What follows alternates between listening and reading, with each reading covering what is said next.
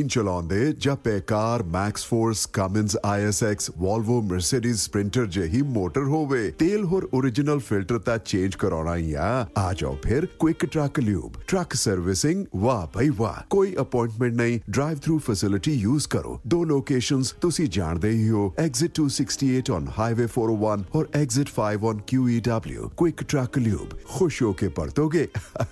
मान लो 519 622 0660 519 622 0660 QTL, because we care। Quick Truck Lube। ਓਏ ਮੇਰੇ ਵੀਰ, ਮੈਨੂੰ ਬਸ ਇੱਕ ਗੱਲ ਦੱਸ ਦੇ ਵੀ ਆ ਜਿਹੜੀ ਤੂੰ ਟਰੈਵਲਿੰਗ ਕਰਦਾ ਤੇ ਉਹਦੇ ਤੋਂ ਬਾਅਦ ਫਰੈਸ਼ ਰਹਿਣਾ, ਇਹਦਾ ਰਾਜ਼ ਕੀ ਹੈ? ਇਹਦਾ ਰਾਜ਼ ਹੈ Arlington fuel stop. Arlington fuel stop 1801 pioneer street highway, exit 208 ਤੇ, ਜਿੱਥੇ ਤੁਹਾਨੂੰ ਫ੍ਰੀ ਕਾਫੀ, free fax service, free truck parking, ਰੋਟੀ, ਠੇਕਾ, ਲਾਂਡਰੀ, ਸ਼ਾਵਰ ਤੇ ਟਰੱਕਾਂ ਦਾ ਹੋਰ ਵੀ ਸਾਮਾਨ ਆਸਾਨੀ ਨਾਲ ਮਿਲੇਗਾ। ਹੁਣੇ ਕਾਲ ਕਰੋ 360 652 6066 ਯਾਨੀ 360 652 6066। ਇਹ 2 ਲੋਕੇਸ਼ਨਾਂ ਤੋਂ ਸੇਵਾਵਾਂ ਪ੍ਰਦਾਨ ਕਰਦੇ ਨੇ। Second location Lost Hill travel center 14814 ਐਲੋਮ street, Lost Hills. Phone number 661 797 2354। ਉਹ ਯਾਰ ਕੀ ਸੁਪਨੇ ਦੇਖੇ ਸੀ ਕੈਨੇਡਾ ਆਉਣ ਤੋਂ ਪਹਿਲਾਂ? ਉਹ ਸੁਪਨੇ ਪੂਰੇ ਕਰਨੇ ਆ ਤਾਂ ਡ੍ਰੀਮ ਲਾਈਨਰ ਐਕਸਪ੍ਰੈਸ ਵਾਲਿਆਂ ਨੂੰ ਕਾਲ ਕਰ। जी हाँ, Dreamliner express company Calgary Alberta Canada, जिन्हां नूं साफ सुथरे रिकॉर्ड ते 2 साला तजर्बे वाले ड्राइवर्स दी लोड़ है। इन्हां कोल कैलगरी अल्बर्टा तो कैलिफोर्निया ते एरिजोना दे सीधे रन। इन्हां कोल ड्राई ते रीफर लोड भी है। Home return within 5 days, by weekly ते चंगी तनख्वाह दिंदे आ। और हाँ, सिंगल ते टीम्स दोनां नूं हायर करदे ने। वधेरे जानकारी लई call 403 404 95 01 403 404 9501। Dreamliner express company, Calgary Alberta Canada. Bathinda ਦੀ ਗ੍ਰੀਨ ਸਿਟੀ ਦੀ ਅਪਾਰ ਸਫਲਤਾ ਤੋਂ ਬਾਅਦ ਹੁਣ ਪੇਸ਼ ਹੈ ਕਨ੍ਹਈਆਜ਼ ਗ੍ਰੀਨ ਸਿਟੀ, ਜਿੱਥੇ ਸਿਕਿਉਰਿਟੀ ਦੇ ਪੁਖਤਾ ਪ੍ਰਬੰਧ, ਖੁੱਲੀਆਂ ਸੜਕਾਂ, ਹਰਾ ਭਰਾ ਵਾਤਾਵਰਣ, ਬਿਜਲੀ ਦੀਆਂ ਅੰਡਰਗਰਾਉਂਡ ਤਾਰਾਂ ਅਤੇ ਖੂਬਸੂਰਤ ਫੁੱਲ ਪੌਦੇ। ਲੈਂਡਸਕੇਪਿੰਗ ਅਤੇ ਨਿਰਮਾਣ ਕਾਰਜ ਚੱਲ ਰਹੇ ਨੇ ਤੇਜ਼ੀ ਨਾਲ। ਇਸ ਤੋਂ ਪਹਿਲਾਂ ਕਿ ਸਾਰੇ ਪਲਾਟ ਬੁੱਕ ਹੋ ਜਾਣ, ਸੰਪਰਕ ਕਰੋ 8556 600 2064 ਅਤੇ 85560 02071। JB Truck Repair, Yuba City, Certified Cummins, Detroit Freightliner, Western Star, Volvo, Caterpillar ਅਤੇ Series 60 ਇੰਜਨਸ, ਇੰਟਰਨੈਸ਼ਨਲ ਅਤੇ ਆਟੋਮੈਟਿਕ ਟਰਾਂਸਮਿਸ਼ਨਸ। 5 ਸਾਲ ਦਾ ਫ੍ਰੇਟਲਾਈਨ ਡੀਲਰਸ਼ਿਪ ਦਾ ਐਕਸਪੀਰੀਅੰਸ। ਇਹ engine, truck, trailer, AC, electrical, DPF, DEF repair ਕਰਦੇ ਹਨ। Transmission, rear and, brakes, oil change ਕਰ ਦਿੰਦੇ ਹਨ। Certified 90 ਡੇ DOT inspection ਅਤੇ certified annual federal DOT inspection ਕਰਦੇ ਹਨ। 100 ਮਾਈਲ ਦੇ ਰੇਡੀਅਸ ਵਿੱਚ ਰੋਡ ਅਸਿਸਟੈਂਸ 24/7। ਨਵੇਂ ਕਸਟਮਰਸ ਲਈ 10% ਡਿਸਕਾਊਂਟ। ਹਫਤੇ ਦੇ 7 ਦਿਨ ਸਵੇਰੇ 7 ਤੋਂ ਸ਼ਾਮੀ 7 ਵਜੇ ਤੱਕ ਖੁੱਲੇ ਰਹਿੰਦੇ ਹਨ। ਹੋਰ ਜਾਣਕਾਰੀ ਲਈ ਕਾਲ ਜਗਰੂਪ ਬੋਇਲ 916 696 0634 ਜਾਂ ਜਗਰਾਜ ਬਲ 530 339 15। Address 3894 rail road avenue, Yuba city. ਇੱਥੇ ਹੁਣ ਟਰੱਕਾਂ ਦੇ ਯੂਜ਼ਡ ਤੇ ਬ੍ਰਾਂਡ ਨਿਊ ਟਾਇਰ ਵੀ ਮਿਲਦੇ ਹਨ। ਪ੍ਰੋਗਰਾਮ ਸ਼ਮਾਦਾਨ ਦੇ ਵਿੱਚ ਤੁਹਾਡਾ ਮੁੜ ਤੋਂ ਸਵਾਗਤ ਹੈ ਜੀ। ਕੈਲੀਫੋਰਨੀਆ ਦੇ ਵਿੱਚ ਜੇਕਰ ਤੁਸੀਂ ਕਿਸੇ ਪ੍ਰਕਾਰ ਦੀ ਇਮੀਗ੍ਰੇਸ਼ਨ ਅਸਿਸਟੈਂਸ ਲੈਣੀ ਚਾਹੁੰਦੇ ਹੋ, ਸਿਟੀਜ਼ਨਸ਼ਿਪ ਹੋਵੇ, ਵਰਕ ਪਰਮਿਟ ਹੋਵੇ, ਫੈਮਿਲੀ ਪਟੀਸ਼ਨਸ ਹੋਣ, OCI card, Indian passport, process service, court filing ਜਾਂ ਨੋਟਰੀ ਪਬਲਿਕ ਹੋਵੇ, ਜਾਂ ਫਿਰ ਇੰਡੀਆ ਦਾ ਐਮਰਜੈਂਸੀ ਵੀਜ਼ਾ ਹੋਵੇ, ਤਾਂ ਸੇਖੋ ਇਮੀਗ੍ਰੇਸ਼ਨ ਸਰਵਿਸਿਜ਼ ਜਿਹੜੇ ਰਜਿਸਟਰਡ ਅਤੇ ਬਾਉਂਡਡ ਨੇ ਜੀ, ਗੁਰਸ਼ਰਨ ਸੇਖੋ ਨਾਲ 510 299 88 510 200 9988 'ਤੇ ਕਾਲ ਕਰ ਸਕਦੇ ਹੋ। Washington fret service owner, operator ਅਤੇ ਡਰਾਈਵਰ ਹਾਇਰ ਕਰ ਰਹੀ ਹੈ ਜੀ। ਇਹ ਤੁਹਾਨੂੰ ਸੈਟਲ ਏਰੀਆ 'ਚ ਲੋਕਲ ਜੋਬ ਦਿੰਦੀ ਹੈ, ਡਿਸਪੈਚ ਪੰਜਾਬੀ 'ਚ ਵੀ ਕਰਕੇ ਦਿੰਦੀ ਹੈ। ਗੁਰਵਿੰਦਰ ਧਾਲੀਵਾਲ 206 354 4060 ਜਾਂ ਜਗਦੇਵ ਸੰਧੂ ਹੋਰਾਂ ਨਾਲ 253 266 6924 'ਤੇ ਕਾਲ ਕਰ ਸਕਦੇ ਹੋ। ਟਰਾਂਸ ਕੈਨੇਡਾ ਚੱਲਣ ਵਾਲੇ ਟਰੱਕਰ ਵੀਰ ਨੰਬਰ ਨੋਟ ਕਰੋ ਜੀ। ਬਲਤੇਜ ਪਨੇਸਰ ਹੋਰਾਂ ਦਾ 204 459 200। ਇਹ 82 ਰੇਨਮ ਡਰਾਈਵ 'ਤੇ ਹੈ ਜੀ, ਵਿਨੀਪੈਗ, ਮੈਨੀਟੋਬਾ। ਇੱਥੇ ਤੁਹਾਡੇ ਸੈਮੀ ਅਤੇ ਟਰੱਕ ਦੇ ਤਮਾਮ ਕੰਮ ਕੀਤੇ ਜਾਂਦੇ ਨੇ, ਟ੍ਰੇਲਰ ਦੇ ਵੀ ਤਮਾਮ ਕੰਮ ਕੀਤੇ ਜਾਂਦੇ ਨੇ। ਵਾਸ਼, ਕੁਇਕ ਟਰੱਕ ਲੀਵ ਦੇ ਨਾਲ ਨਾਲ ਪਾਰਕਿੰਗ ਦੀ ਸਹੂਲਤ ਵੀ ਹੈ। 204 459 2000 'ਤੇ ਕਾਲ ਕਰ ਸਕਦੇ ਹੋ। ਢਿੱਲੋਂ ਸਾਹਿਬ ਸਤਿ ਸ਼੍ਰੀ ਅਕਾਲ ਜੀ। ਸਤਿ ਸ਼੍ਰੀ ਅਕਾਲ ਜੀ। ਢਿੱਲੋਂ ਸਾਹਿਬ, ਸਭ ਤੋਂ ਪਹਿਲਾਂ ਗੱਲ ਕਰੀਏ ਤਾਂ ਬਾਜਵਾ ਪਰਿਵਾਰ ਦੀ ਗੱਲ ਕਰਦੇ ਹਾਂ। ਇਹਨਾਂ ਦੇ ਮੁੰਡੇ ਨੂੰ ਨੌਕਰੀ ਮਿਲੀ, ਉਹ ਨੌਕਰੀ ਇਹਨਾਂ ਨੇ ਛੱਡੀ ਕਿ ਛਡਾਈ ਗਈ ਹੈ? ਦੇਖੋ, ਗੱਲ ਇਹ ਹੈ ਕਿ ਆਪਦੀ ਮਰਜ਼ੀ ਨਾਲ ਕੋਈ ਨੌਕਰੀ ਨਹੀਂ ਛੱਡਦਾ ਹੁੰਦਾ। ਇਹ ਨੌਕਰੀ ਜੇ ਆਪਾਂ ਕਹਿ ਦਈਏ ਬਿਨ ਮੰਗਿਆ ਨੌਕਰੀ ਦਿੱਤੀ ਸੀ, ਨਹੀਂ ਸੀ ਦਿੱਤੀ, ਮੰਗੀ ਸੀ।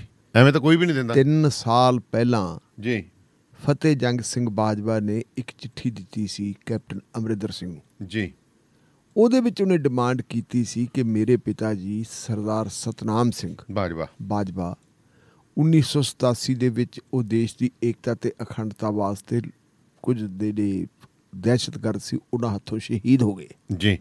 ਇਸ ਕਰਕੇ ਉਸ ਵੇਲੇ ਮੈਂ ਨਾਬਾਲਗ ਸੀ ਜਾਂ ਮੈਂ ਕਾਬਲ ਨਹੀਂ ਸੀਗਾ, ਤੇ ਹੁਣ ਮੇਰਾ ਮੁੰਡਾ ਕਾਬਲ ਹੈ, ਇਸ ਮੇਰੇ ਮੁੰਡੇ ਨੂੰ ਤੁਸੀਂ ਪੁਲਿਸ ਦੇ ਵਿੱਚ ਇੰਸਪੈਕਟਰ ਦੀ ਨੌਕਰੀ ਦਿਓ ਜੀ। ਉਹ ਮਾਮਲਾ ਉਦੋਂ ਤੋਂ ਲਟਕਿਆ ਆਉਂਦਾ ਸੀ। ਉਹਦੇ ਤੇ ਕੋਈ ਬਹੁਤੀ ਕਿਸੇ ਨੇ ਵਿਚਾਰ ਨਹੀਂ ਕੀਤੀ ਸੀ। ਇਹੀ ਤੁਹਾਡੇ ਗੱਲ ਯਾਦ ਹੋਣੀ, ਆਪਣੇ ਜ਼ਿਲ੍ਹੇ ਨਾਲ ਸੰਬੰਧਿਤ ਇੱਕ ਮੰਤਰੀ ਹੈ ਜੀ, ਉਸ ਮੰਤਰੀ ਦਾ ਜਿਹੜਾ ਜਵਾਈ ਹੈ ਜੀ, ਉਹ ਜਵਾਈ ਵੀ ਆਪਣੇ ਬਾਪ ਦੀ ਜਗ੍ਹਾ ਦੇ ਉੱਤੇ ਐਕਸਾਈਜ਼ ਐਂਡ ਟੈਕਸੇਸ਼ਨ ਡਿਪਾਰਟਮੈਂਟ ਦੇ ਵਿੱਚ ਇੰਸਪੈਕਟਰ ਦੀ ਨੌਕਰੀ ਭਾਲਦਾ ਸੀ। ਅੱਛਾ ਜੀ। ਮੈਂ ਇਹ ਵੀ ਦੱਸ ਦੇਵਾਂ ਕਿ ਉਹਦਾ ਬਾਪ ਕੌਣ ਸੀ। ਬਹੁਤ ਘੱਟ ਲੋਕਾਂ ਨੂੰ ਪਤਾ, ਅਗਲਾ ਕਹਿੰਦੇ ਮੰਤਰੀ ਦਾ ਜਵਾਈ, ਮਤਲਬ ਉਹਨੂੰ ਨੌਕਰੀ ਦਿੱਤੀ ਜਾ ਰਹੀ ਹੈ। ਇੱਕ ਤੁਹਾਡੇ ਯਾਦ ਹੋਣਾ ਰਵੀ ਸਿੱਧੂ ਕਾਂਡ ਹੋਇਆ ਸੀਗਾ ਜੀ, ਜਿੱਥੇ ਨੋਟਾਂ ਦੇ ਨੋਟ ਐਂ ਡਿੱਗਦੇ ਸੀ ਜਿਵੇਂ ਕਹਿੰਦੇ ਮਦਾਰੀ ਦੀ। ਉਹ ਨੋਟ ਆਏ ਕਿੱਥੋਂ ਸੀ? ਉਹ ਆਏ ਸੀ ਕਿ PCS PPS ਜਿਹੜੇ ਲੋਕ ਭਰਤੀ ਕਰਨੇ ਸੀ, ਡਾਕਟਰ ਭਰਤੀ ਕਰਨੇ ਸੀ, ਉਹਨਾਂ ਤੋਂ ਪੈਸੇ ਲਏ ਜਾਂਦੇ ਸੀ। ਔਰ ਪੈਸੇ ਵੀ ਵੱਡੇ ਵੱਡੇ ਬੰਦਿਆਂ ਤੋਂ ਲਏ ਜਾਂਦੇ ਸੀ। ਇੱਕ SSP ਹੁੰਦਾ ਸੀ, ਕਹਿੰਦੇ ਉਹਨੇ ਆਪਦੀ ਧੀ ਤੇ ਪੁੱਤ 2 ਭਰਤੀ ਕਰਵਾਏ ਸੀ। ਉਹਨੇ ਨਕਲੀ ਛਾਪਾਖਾਨਾ ਹੀ ਲਾ ਲਿਆ ਸੀ। ਉਹਨੇ ਨਕਲੀ ਛਾਪਾਖਾਨਾ ਹੀ ਲੋਕਾਂ ਦੇ ਬੜੇ ਪੜਾਈ ਦਿੱਤੇ ਸੀ, ਨਕਲੀ ਨੋਟ ਦਿੱਤੇ ਸੀ। ਅੱਛਾ, ਆਪ ਨਹੀਂ ਲਾਇਆ ਸੀ ਨਾਕਾ, ਜਿਹੜੇ ਤੁਹਾਨੂੰ ਬਾਰਡਰ ਤੇ ਲੱਗਿਆ ਸੀ, ਫਿਰੋਜ਼ਪੁਰ ਲੱਗਿਆ ਸੀ, ਉਹਨੇ ਚੱਕ ਕੇ ਉਹ ਦਿੱਤੇ ਸੀ। ਉਹ ਵੀ ਵਿੱਚੇ ਚੱਲ ਗਏ ਸੀ, ਕਿਉਂਕਿ ਜਿਵੇਂ ਕਹਿੰਦੇ ਹੁੰਦੇ ਨਾ ਵੀ ਸੁੱਕੇ ਨਾਲ ਗਿੱਲਾ ਵੀ ਮੱਚ ਜਾਂਦਾ। ਉਹ ਅਸਲੀਆਂ ਦੇ ਵਿੱਚ ਨਕਲੀ ਕਿੱਥੇ, ਫਿਰ ਕੌਣ ਉਦੋਂ ਵੇਦਾ ਵੀ ਮਸ਼ੀਨਾਂ ਲਾ ਕੇ ਨਕਲੀ ਹੈ ਕਿ ਵੀ ਆ ਗਏ। ਉਹ ਤਾਂ ਕਰੋੜਾਂ 'ਚ ਹੀ ਉਸ ਵੇਲੇ ਆਉਂਦੇ ਸੀ। ਤਾਂ ਉਹ ਜਿਹੜਾ ਬੰਦਾ ਜਿਹਨੇ ਸਭ ਤੋਂ ਪਹਿਲੀ ਕੰਪਲੇਂਟ ਕੀਤੀ ਸੀ ਕਿ ਮੈਥੋਂ ਪੈਸੇ ਮੰਗੇ ਜਾ ਰਹੇ ਹੈ ਜੀ, ਇੰਟੈਲੀਜੈਂਸ ਦੇ ਕੋਲੇ। ਇੰਟੈਲੀਜੈਂਸ ਦੇ ਵਿੱਚ ਉਹਨਾਂ ਦਿਨਾਂ ਦੇ ਵਿੱਚ IG ਇੰਟੈਲੀਜੈਂਸ ਸੁਮੈਤ ਸੈਣੀ ਹੁੰਦੇ ਸੀ ਜੀ। ਉਹ ਬੰਦਾ ਮਤਲਬ ਹੈ ਇਹ ਮੰਤਰੀ ਜੀ ਦਾ ਕੁੜਮ ਸੀ। ਅੱਛਾ ਜੀ। ਔਰ ਉਹ PCS ਹੋਣਾ ਚਾਹੁੰਦਾ ਸੀ। ਇੰਸਪੈਕਟਰ ਤੋਂ ਪ੍ਰਮੋਟ ਹੋ ਕੇ ਮੈਨੂੰ PCS ਕਰੋ, PCS ਹੋਣਾ ਚਾਹੁੰਦਾ ਸੀ। ਉਹਦੇ ਵਿੱਚ ਸੌਦੇਬਾਜ਼ੀ ਹੋਈ ਸੀ। ਉਹ ਸੌਦੇਬਾਜ਼ੀ ਦੇ ਵਿੱਚ ਜਦੋਂ ਪੁਲਿਸ ਨੂੰ ਪਤਾ ਲੱਗਿਆ ਕਿ ਬੰਦਾ ਰੋਜ਼ ਹੀ ਉਹਨਾਂ ਦੇ ਘਰੇ ਆਉਂਦਾ, ਇੰਟੈਲੀਜੈਂਸ ਵਾਲਿਆਂ ਦੀ ਨਿਗਾਹ ਸੀ, ਉਹਨਾਂ ਨੇ ਉਹਦੀਆਂ ਬਾਹਾਂ ਮਰੋੜੀਆਂ ਵੀ ਦੱਸ ਕੀ ਕਰਦਾ ਹੈ। ਉਹ ਕਹਿੰਦਾ ਜੀ ਗੱਲ ਹੈ ਮੈਂ PCS ਹੋਣਾ। ਕਹਿੰਦੇ PCS ਪੱਕਾ, ਤੈਨੂੰ ਕਰਵਾ ਦਿਆਂਗੇ, ਤੂੰ ਸਾਡਾ ਕੰਮ ਕਰ। ਉਹ ਫਿਰ ਜਿਹੜਾ ਮੌਕੇ ਦੇ ਉੱਤੇ ਰੈੱਡ ਹੈਂਡਡ ਫੜਿਆ ਗਿਆ ਸੀ ਰਵੀ ਸਿੱਧੂ, ਪੈਸੇ ਲੈਂਦਾ, ਉਹ ਤੋਂ ਪੈਸੇ ਲੈਂਦਾ ਸੀ। ਅੱਛਾ ਜੀ। ਉਹ ਮਾਮਲਾ ਉਹ ਸੀ। ਉਹ ਐਪਲੀਕੇਸ਼ਨ ਵੀ ਪੈਂਡਿੰਗ ਪਈ ਹੈ ਹਾਲੇ ਤੱਕ। 3 ਐਪਲੀਕੇਸ਼ਨਾਂ ਹੁਣ ਤੱਕ ਸਾਡੇ ਨਿਗਾਹ ਦੇ ਵਿੱਚ ਆਈਆਂ। ਇੱਕ ਐਪਲੀਕੇਸ਼ਨ ਹੋ ਗਈ ਇਹਦੀ ਫਤਿਹ ਜੰਗ ਸਿੰਘ ਬਾਜਵਾ ਦੀ, ਇੱਕ ਹੋ ਗਈ ਆਪਣੇ ਰਕੇਸ਼ ਪਾਂਡੇ ਦੀ, ਤੇ ਤੀਜੀ ਜਿਹੜੀ ਹੈਗੀ ਆ ਉਹ ਮੰਤਰੀ ਦੇ ਜਵਾਈ ਦੀ ਐਪਲੀਕੇਸ਼ਨ। ਉਹ 3 ਐਪਲੀਕੇਸ਼ਨਾਂ ਪਈਆਂ। ਇਹਨਾਂ ਐਪਲੀਕੇਸ਼ਨਾਂ ਦੇ ਵਿੱਚੋਂ 2 ਦਾ ਨਿਪਟਾਰਾ ਕਰਤਾ, ਤੀਜੇ ਦਾ ਹਾਲੇ ਤੱਕ ਉਹ ਮੇਰੇ ਖਿਆਲ ਕੈਬਨਿਟ ਦੇ ਏਜੰਡੇ ਵਿੱਚ ਨਹੀਂ ਸੀ ਆਇਆ। ਹੁਣ ਇੱਕ ਹੋਰ ਐਪਲੀਕੇਸ਼ਨ ਵੀ ਆ ਗਈ ਹੈ, ਉਹ ਹੈ ਮਿਸਟਰ ਅਵਿਨਾਸ਼ੀ ਸਿੰਘ। ਅੱਛਾ। ਅਵਿਨਾਸ਼ੀ ਸਿੰਘ ਜਿਹੜੇ ਹੈਗੇ ਆ ਸ਼੍ਰੋਮਣੀ ਗੁਰਦੁਆਰਾ ਪ੍ਰਬੰਧਕ ਕਮੇਟੀ ਦੇ ਮੁਲਾਜ਼ਮ ਹੁੰਦੇ ਸੀ, ਤੇ ਸ਼੍ਰੋਮਣੀ ਗੁਰਦੁਆਰਾ ਪ੍ਰਬੰਧਕ ਕਮੇਟੀ ਦੇ ਬਹੁਤ ਲੰਬਾ ਸਮਾਂ ਜਿਹੜੇ ਪ੍ਰਧਾਨ ਰਹੇ ਹੈ ਜਥੇਦਾਰ ਗੁਰਚਰਨ ਸਿੰਘ ਟੌੜਾ, ਉਹ ਜਥੇਦਾਰ ਗੁਰਚਰਨ ਸਿੰਘ ਟੌੜਾ ਹੋਣਾ ਦਾ PA ਹੁੰਦਾ ਸੀ। ਅੱਛਾ। ਅਵਿਨਾਸ਼ੀ ਸਿੰਘ ਜਿਹੜੇ ਹੈਗੇ ਹੈ ਬੜੇ ਪਾਵਰਫੁਲ ਬੰਦੇ ਹੁੰਦੇ ਸੀ ਸ਼੍ਰੋਮਣੀ ਗੁਰਦੁਆਰਾ ਪ੍ਰਬੰਧਕ ਕਮੇਟੀ ਦੇ ਵਿੱਚ। ਤੇ ਇਹ ਵੀ ਤੁਹਾਡੇ ਧਿਆਨ ਦੇ ਵਿੱਚ ਹੋਣਾ ਕਿ ਜਦੋਂ ਆਪਰੇਸ਼ਨ ਬਲੂ ਸਟਾਰ ਹੋਇਆ ਜੀ, ਆਪਰੇਸ਼ਨ ਬਲੂ ਸਟਾਰ ਤੋਂ ਬਾਅਦ ਜਿਹੜੇ ਉੱਥੇ ਇੱਕ ਸਿੱਖ ਕਰਨਲ ਸਾਹਿਬ ਸੀ ਗੁਰਾਇਆ ਸਾਹਿਬ ਦੀ ਡਿਊਟੀ ਲਾਈ ਗਈ ਸੀ ਕਿ ਤੋਸ਼ਾਖਾਨਾ ਦੇ ਵਿੱਚ ਜਿਹੜਾ ਪੈਸਾ ਆਪਣਾ ਤੁਹਾਡਾ ਸੋਨਾ ਵਗੈਰਾ ਪਿਆ ਕਿਤੇ ਉਹਦੀ ਦੁਰਵਰਤੋਂ ਨਾ ਹੋ ਜਾਵੇ। ਉਹਨਾਂ ਨੇ ਜਾ ਕੇ ਉਹਦੀ ਜਿਹੜੀ ਸੰਭਾਲ ਕੀਤੀ ਸੀ। ਤਾਂ ਉਸ ਵੇਲੇ ਉਹਨਾਂ ਨੇ ਜਥੇਦਾਰ ਗੁਰਚਰਨ ਸਿੰਘ ਟੌੜਾ ਵੀ ਕਸਟਡੀ ਸੀ, ਲੌਂਗੋਵਾਲ ਵੀ ਕਸਟਡੀ ਦੇ ਵਿੱਚ ਸੀ ਜੀ। ਤੇ ਉਹਨਾਂ ਨੇ ਜਥੇਦਾਰ ਜੀ ਨੂੰ ਕਿਹਾ ਸੀ ਜੀ ਸਾਨੂੰ ਕੋਈ ਬੰਦਾ ਦਿਓ, ਤੇ ਉਹਨਾਂ ਨੇ ਅਵਿਨਾਸ਼ੀ ਸਿੰਘ ਦਿੱਤਾ ਸੀ ਕਿ ਆਹ ਅਵਿਨਾਸ਼ੀ ਸਿੰਘ ਹੈ, ਤੇ ਇਹਨਾਂ ਨੇ ਸਾਰਾ ਕੁਝ ਬਣਾਇਆ ਸੀ। ਅਵਿਨਾਸ਼ੀ ਸਿੰਘ ਫਿਰ ਬਾਅਦ ਦੇ ਵਿੱਚ ਕਿਡਨੈਪ ਹੋ ਗਿਆ ਸੀ। ਅੱਛਾ। ਕਿਡਨੈਪ ਹੋਣ ਤੋਂ ਬਾਅਦ ਉਹਦੀ ਡੈੱਡ ਬੋਡੀ ਵੀ ਨਹੀਂ ਮਿਲੀ ਸੀ। ਓਕੇ, ਪਤਾ ਹੀ ਨਹੀਂ ਵੀ ਉਹਦਾ ਪਤਾ ਹੀ ਨਹੀਂ ਕਿੱਧਰ ਗਿਆ, ਕਿਤੇ ਨਹੀਂ ਗਿਆ। ਹੁਣ ਅਵਿਨਾਸ਼ੀ ਸਿੰਘ ਦੇ ਬੇਟੇ ਨੇ ਐਪਲੀਕੇਸ਼ਨ ਭੇਜਤੀ, ਉਹਦਾ ਜੀ ਮੇਰੇ ਪੁੱਤ 2 ਹੈ, ਦੋਨੇ ਵੈਲ ਕੁਆਲੀਫਾਈਡ ਹੈ ਜੀ, ਉਹਨਾਂ ਦੀ ਕੁਆਲੀਫਿਕੇਸ਼ਨ ਦੇ ਮੁਤਾਬਕ ਨੌਕਰੀ ਉਹਨਾਂ ਨੂੰ ਵੀ ਦਿਓ। ਮੈਂ ਪਹਿਲਾਂ ਵੀ ਦੱਸ ਚੁੱਕਿਆ ਇੱਥੇ ਕਿ ਇਹ ਨੌਕਰੀ ਕੋਈ ਇਹਨੂੰ ਜਿਵੇਂ ਕਈ ਵਾਰੀ ਸਾਡੇ ਲੋਕ ਇਹ ਬਣਾਉਂਦੇ ਆ ਤਰਸ ਦੇ ਆਧਾਰ ਤੇ ਨੌਕਰੀ, ਇਹ ਤਰਸ ਦੇ ਆਧਾਰ ਵਾਲੀ ਨੌਕਰੀ ਨਹੀਂ। ਤਰਸ ਦੇ ਆਧਾਰ ਵਾਲੀ ਨੌਕਰੀ ਤਾਂ ਹੁੰਦੀ ਹੈ ਜਦੋਂ ਬੰਦਾ ਕੋਈ ਉਹਨੂੰ ਕਲਾਸ 4 ਭਰਤੀ ਕਰ ਦਿਓ ਜੀ ਕਿ ਤਰਸ ਕਰ ਲਓ ਵਿਚਾਰੇ ਤੇ ਭੁੱਖਾ ਮਰੂਗਾ, ਇਹਨੂੰ ਕੁਛ ਨਾ ਕੁਛ ਇਹ ਕਰੋ। ਜਿਹੜੀਆਂ ਇਹ ਨੌਕਰੀਆਂ ਤਾਂ ਇੱਕ ਪਾਲਿਸੀ ਬਣੀ ਸੀ ਅੱਤਵਾਦ ਦੇ ਜ਼ਮਾਨੇ ਦੇ, ਹਾਂਜੀ, ਉਹਦੇ ਵਿੱਚੋਂ ਹੁਣ ਤੱਕ ਜਿਹੜੇ ਲੋਕ ਭਰਤੀ ਹੋ ਗਏ 1300 ਬੰਦੇ ਭਰਤੀ ਹੋਏ। ਅੱਛਾ ਜੀ। ਹਾਂਜੀ 1300 ਬੰਦੇ ਭਰਤੀ ਹੋਏ ਹੋਏ ਹੈ ਪੁਰਾਣੇ ਸਮੇਂ ਤੋਂ ਲੈ ਕੇ, ਕਿਉਂਕਿ ਇਹ ਬਹੁਤ ਪੁਰਾਣਾ ਹੋ ਗਿਆ ਮਾਮਲਾ। ਇਸ ਕਰਕੇ ਨਾ ਤਾਂ ਪੱਤਰਕਾਰਾਂ ਨੂੰ ਹੁਣ ਪਤਾ ਹੈ ਕਿ ਤਰਸ ਦੇ ਆਧਾਰ ਦੇ ਉੱਤੇ ਕੀ ਹੁੰਦਾ ਹੈ, ਨਾ ਲੀਡਰਾਂ ਨੂੰ ਪਤਾ ਹੈ।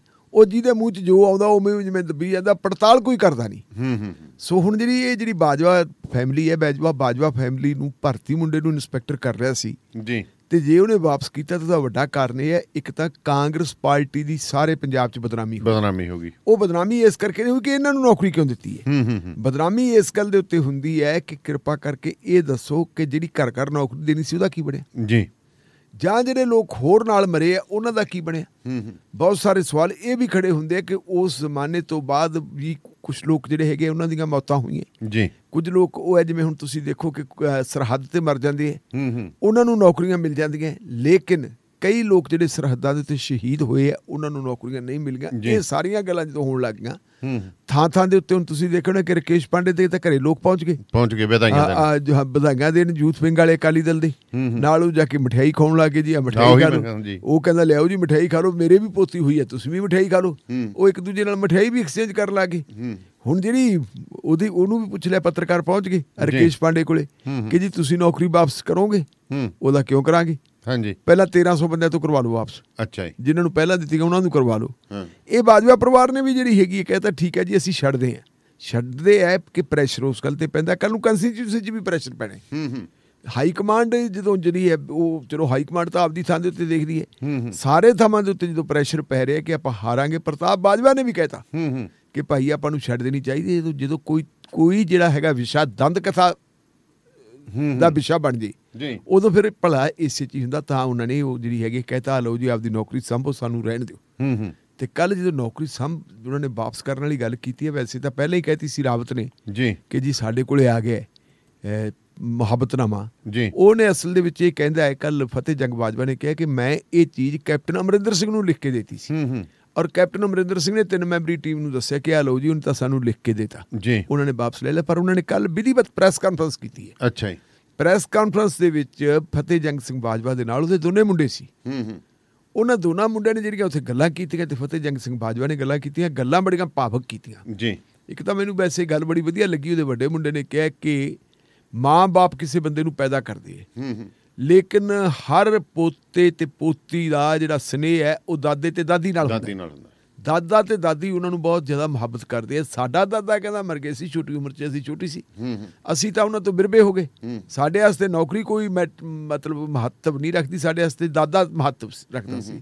ਦਾਦਾ ਸਾਡਾ ਚਲੇ, ਫਿਰ ਉਹ ਕਹਿੰਦੇ ਜੀ ਅਸੀਂ ਚੈਰੀਟੇਬਲ ਟਰਸਟ ਬਣਾਇਆ ਵਾ, ਅਸੀਂ ਤਾਂ ਦਾਨ ਪੁੰਨ ਬੜਾ ਕਰਦੇ ਹਾਂ। ਇਹ ਉਹਨਾਂ ਨੇ ਸਾਰੀਆਂ ਗੱਲਾਂ ਕੀਤੀਆਂ। ਅਗਲੀ ਗੱਲ ਵੀ ਸਾਨੂੰ ਟਾਰਗੇਟ ਕੀਤਾ ਜੀ ਗਏ। ਉਹ ਮੁੰਡੇ ਵੱਲੋਂ ਨੇ ਗੱਲ ਕਿ ਉਹ ਮੁੰਡਾ ਕਹਿੰਦਾ ਜੀ ਮੈਂ ਤਾਂ ਹੀਰੋ ਹਾਂ, ਮੈਂ ਤਾਂ ਫਿਲਮਾਂ 'ਚ ਕੰਮ ਕਰਨ ਵਾਲਾ ਬੰਦਾ, ਮੇਰੇ ਵਾਸਤੇ ਕੋਈ ਐਡੀ ਗੱਡੀਆਂ ਸਾਡੇ ਕੋਲ ਵੱਡੀਆਂ ਹੈਗੀਆਂ, ਮੈਂ ਵਿਦੇਸ਼ਾਂ ਦੇ ਵਿੱਚ ਵੀ ਘੁੰਮ ਕੇ ਆਇਆ, ਸਾਰਾ ਕੁਛ ਗਿਆ, ਇੰਸਪੈਕਟਰ ਦੀ ਨੌਕਰੀ ਕਿੱਡੀ ਹੈ, ਮੇਰਾ ਤਾਂ ਹੱਕ ਸੀ। ਚਲੋ ਜੀ ਅਸੀਂ ਵਾਪਸ ਕਰਤੀ। ਕਹਿੰਦੇ ਜੀ ਅਸੀਂ ਨਵੀਂ ਪਿਰਤ ਪਾਤੀ, ਜਿਵੇਂ ਅਸੀਂ ਵਾਪਸ ਕਰਤੀ ਤੇ ਕਹਿੰਦੇ ਹੋਰ ਵੀ ਕਰਨ। ਅਗਲਾ ਉਹਨੇ ਇੱਕ ਹੋਰ ਸਵਾਲ ਖੜਾ ਕਰਤਾ, ਅੱਛਾ ਜੀ, ਕਿ ਜਿਨ੍ਹਾਂ ਲੋਕਾਂ ਨੂੰ ਤਰਸ ਆ ਜਿਹੜੀਆਂ ਇਹਦੇ 'ਚ ਟੈਰਰਿਜ਼ਮ ਦੇ ਮਾਮਲੇ ਦੇ ਵਿੱਚ ਮਿਲੀਆਂ ਨੌਕਰੀਆਂ ਮਿਲੀਆਂ, ਉਹਨਾਂ ਸਾਰਿਆਂ ਦੇ ਜੀ ਕਹਿੰਦੇ ਸਰਟੀਫਿਕੇਟ ਕੱਢ ਲਓ ਤੇ ਸਰਟੀਫਿਕੇਟਾਂ ਦੀ ਵੈਰੀਫਿਕੇਸ਼ਨ ਕਰਵਾ ਲਓ। ਜਾਲੀ ਕਿੰਨੇ ਉਹਦੇ 'ਚ, ਉਹਦੇ ਤਾਂ ਫਿਰ ਲਾ ਕੇ ਟਿਕਾਣਾ ਚੋਟ ਜਿੱਥੇ ਲਾਉਣੀ ਸੀ। ਹਾਂ ਲਾ ਕੇ ਵੀ ਆਈਜੀ ਸਾਹਿਬ ਤੇ, ਹਾਂਜੀ ਆਈਜੀ ਸਾਹਿਬ ਤੇ ਲਾ ਕੇ ਵੀ ਲਾ ਵੀ ਕਿੰਨੇ ਹੈਗੇ। ਆਈਜੀ ਸਾਹਿਬ ਤੇ ਕੀ ਆ ਜਿਹੜੇ ਮਗਰੋਂ ਲਾਏ ਵੇ, ਆ ਜਿਹੜੇ ਹੁਣ ਸਬ ਇੰਸਪੈਕਟਰ ਮਗਰੋਂ ਭਰਤੀ ਕੀਤੇ ਬਾਦਲਾਂ ਦੇ ਰਾਜ ਦੇ ਵਿੱਚ, ਉੱਥੇ ਵੀ ਤਾਂ ਸਰਟੀਫਿਕੇਟ ਇਹ ਜਿਹੇ ਲੱਗੇ। ਬਿਲਕੁਲ ਜਿਹੜੇ ਸਿੱਧੇ ਡਾਇਰੈਕਟ ਭਰਤੀ ਕੀਤੇ ਵੇ ਉਹਨਾਂ 'ਚ ਉਹੀ ਸਾਰਾ ਕੁਛ ਲੱਗਿਆ। ਉਹਨਾਂ ਨੇ ਉਹ ਵੀ ਗੱਲ ਕਹਿਤੀ। ਅਗਲੀ ਜਿਹੜੀ ਗੱਲ ਉਹਨਾਂ ਨੇ ਕਹੀ ਹੈ ਦਾਨੇਵਾਲੀਆ ਸਾਹਿਬ, ਉਹ ਬੜੀ ਭਿਆਨਕ ਗੱਲ ਕਹੀ ਹੈ। ਕਹਿੰਦੇ ਵੀ ਕੈਬਨਿਟ ਦੇ ਵਿੱਚ ਵੀ ਰੌਲਾ ਪਿਆ, ਹੁਣ ਵੀ ਸਾਨੂੰ ਟਾਰਗੇਟ ਬਣਾਇਆ ਜਾ ਰਿਹਾ, ਤੇ ਜਿਹੜੇ ਬੰਦੇ ਟਾਰਗੇਟ ਬਣਾਉਂਦੇ ਹੈ ਜਿਹੜਾ ਆਪਾਂ ਉਹਨਾਂ ਨਾਲ ਵੀ ਕਹਿੰਦੇ ਹਿਸਾਬ ਕਿਤਾਬ ਕਰ ਲਈਏ। ਸਭ ਤੋਂ ਪਹਿਲਾਂ ਤਾਂ ਕਹਿੰਦੇ ਜੀ ਤ੍ਰਿਪਤ ਰਜਿੰਦਰ ਸਿੰਘ ਬਾਜਵਾ ਇਹ ਵਿਰੋਧ ਕਰਦਾ ਹੈ। ਤ੍ਰਿਪਤ ਰਜਿੰਦਰ ਸਿੰਘ ਬਾਜਵਾ ਜਿਹੜਾ ਹੈਗਾ ਮੰਤਰੀ ਹੈ ਮਹਿਕਮਾ ਪੰਚਾਇਤਾਂ ਦਾ, ਤੇ ਇਹਦਾ ਮੁੰਡਾ ਜਿਹੜਾ ਹੈਗਾ ਉਹ ਗੁਰਦਾਸਪੁਰ ਜ਼ਿਲ੍ਹੇ ਦੀ ਜ਼ਿਲ੍ਹਾ ਪਰਿਸ਼ਦ ਦਾ ਚੇਅਰਮੈਨ ਹੈ। ਦੂਜਾ ਆ ਗਿਆ ਜੀ ਸੁਖ ਸਰਕਾਰੀਆ। ਸੁਖ ਸਰਕਾਰੀਏ ਦਾ ਭਤੀਜਾ ਕਹਿੰਦੇ ਜੀ ਚੇਅਰਮੈਨ ਬਣਾਤਾ ਅੰਮ੍ਰਿਤਸਰ ਦਾ ਜੀ। ਤੇ ਤੀਜਾ ਆ ਗਿਆ ਜੀ ਸੁਨੀਲ ਜਾਖੜ। ਹਾਂਜੀ, ਸੁਨੀਲ ਜਾਖੜ ਤੇ ਵੀ ਉਹਨਾਂ ਨੇ ਟਾਰਗੇਟ ਕਰਤਾ।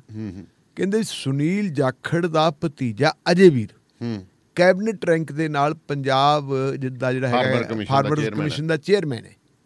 ਇਹ ਕਹਿੰਦੇ ਵੀ ਫਿਰ ਇਹ ਵੀ ਅਸਤੀਫੇ ਦੇਣ ਵਾਸਤੇ ਦੇਤਾ, ਅਸੀਂ ਤਾਂ ਨੌਕਰੀ ਛੱਡਤੀ, ਫਿਰ ਇਹ ਵੀ ਛੱਡਤਾ।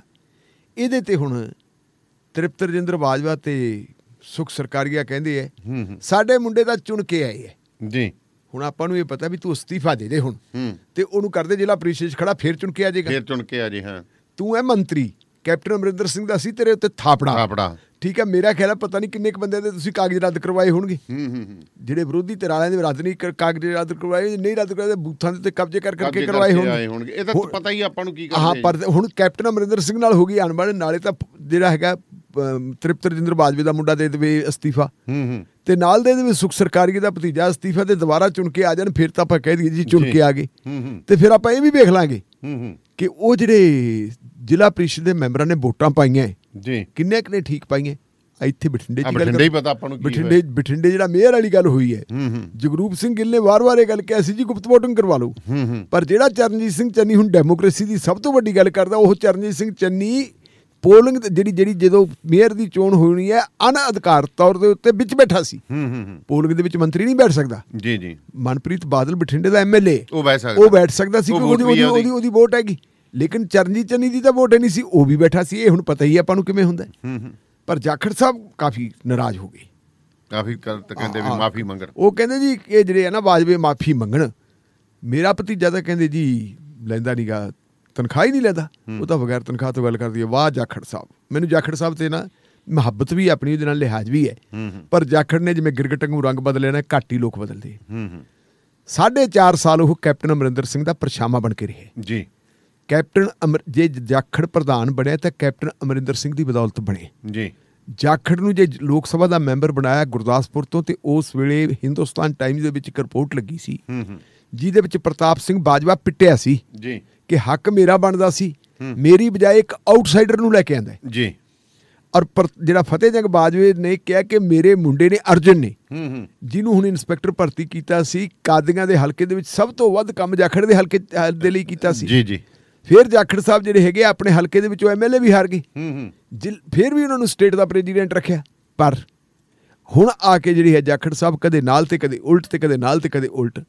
ਆਖਰੀ ਸਮੇਂ ਦੇ ਵਿੱਚ ਉਹ ਕਹਿੰਦੇ ਜੀ ਆ ਨਵੇਂ ਸਲਾਹਕਾਰ ਪਤਾ ਨਹੀਂ ਕਿਹੜੇ ਹੈ ਜੀ, ਜਿਹੜੇ ਸਲਾਹਕਾਰ ਕਹਿੰਦੇ ਕੈਪਟਨ ਤੋਂ ਪੁੱਠੇ ਕੰਮ ਕਰਵਾਉਂਦੇ, ਤੇ ਉਹਨਾਂ ਸਲਾਹਕਾਰਾਂ ਚੋਂ ਇੱਕ ਬੋਲ ਪਿਆ। ਆਪਾਂ ਨੂੰ ਤਾਂ ਸਲਾਹਕਾਰ ਹੀ ਨਹੀਂ ਪਤਾ, ਆਪਾਂ ਤਾਂ ਦੇਖੀ ਜਾਂਦੇ ਸੀ ਵੀ ਜਿਹੜੇ ਸਲਾਹਕਾਰ ਸਰਕਾਰੀ ਲਾਏ ਆ ਉਹ ਹੈ।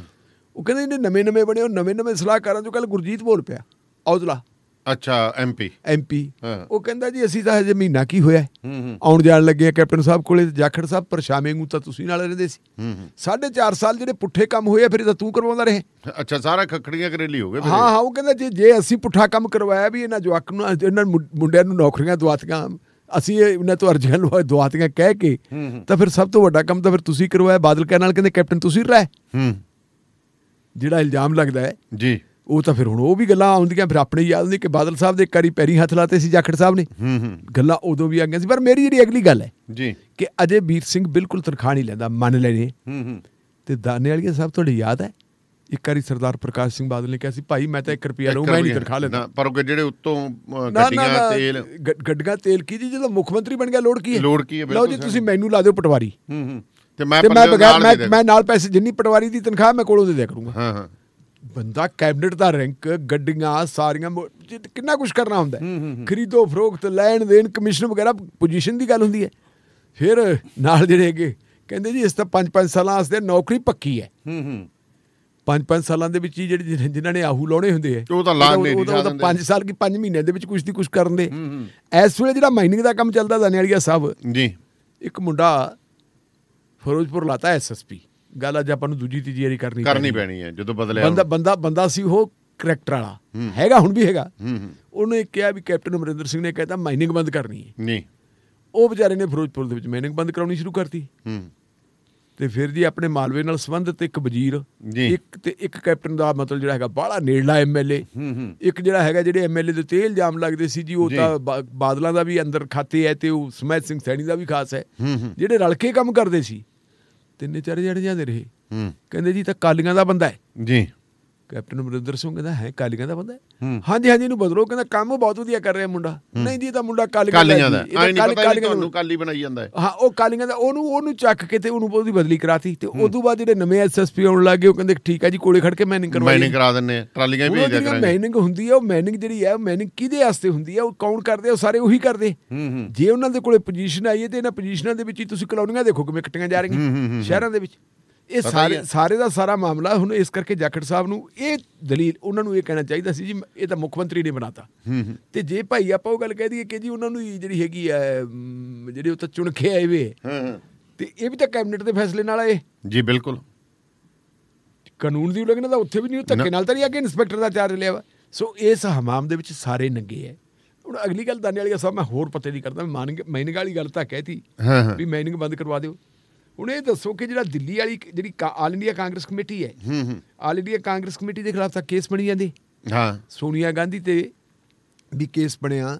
ਇੱਕ ਇਹਨਾਂ ਦਾ ਸੀ ਉਹ ਆਪਣਾ ਖਜ਼ਾਨਚੀ ਹੁੰਦਾ ਉਹਦੇ ਤੇ ਵੀ ਬਣਿਆ।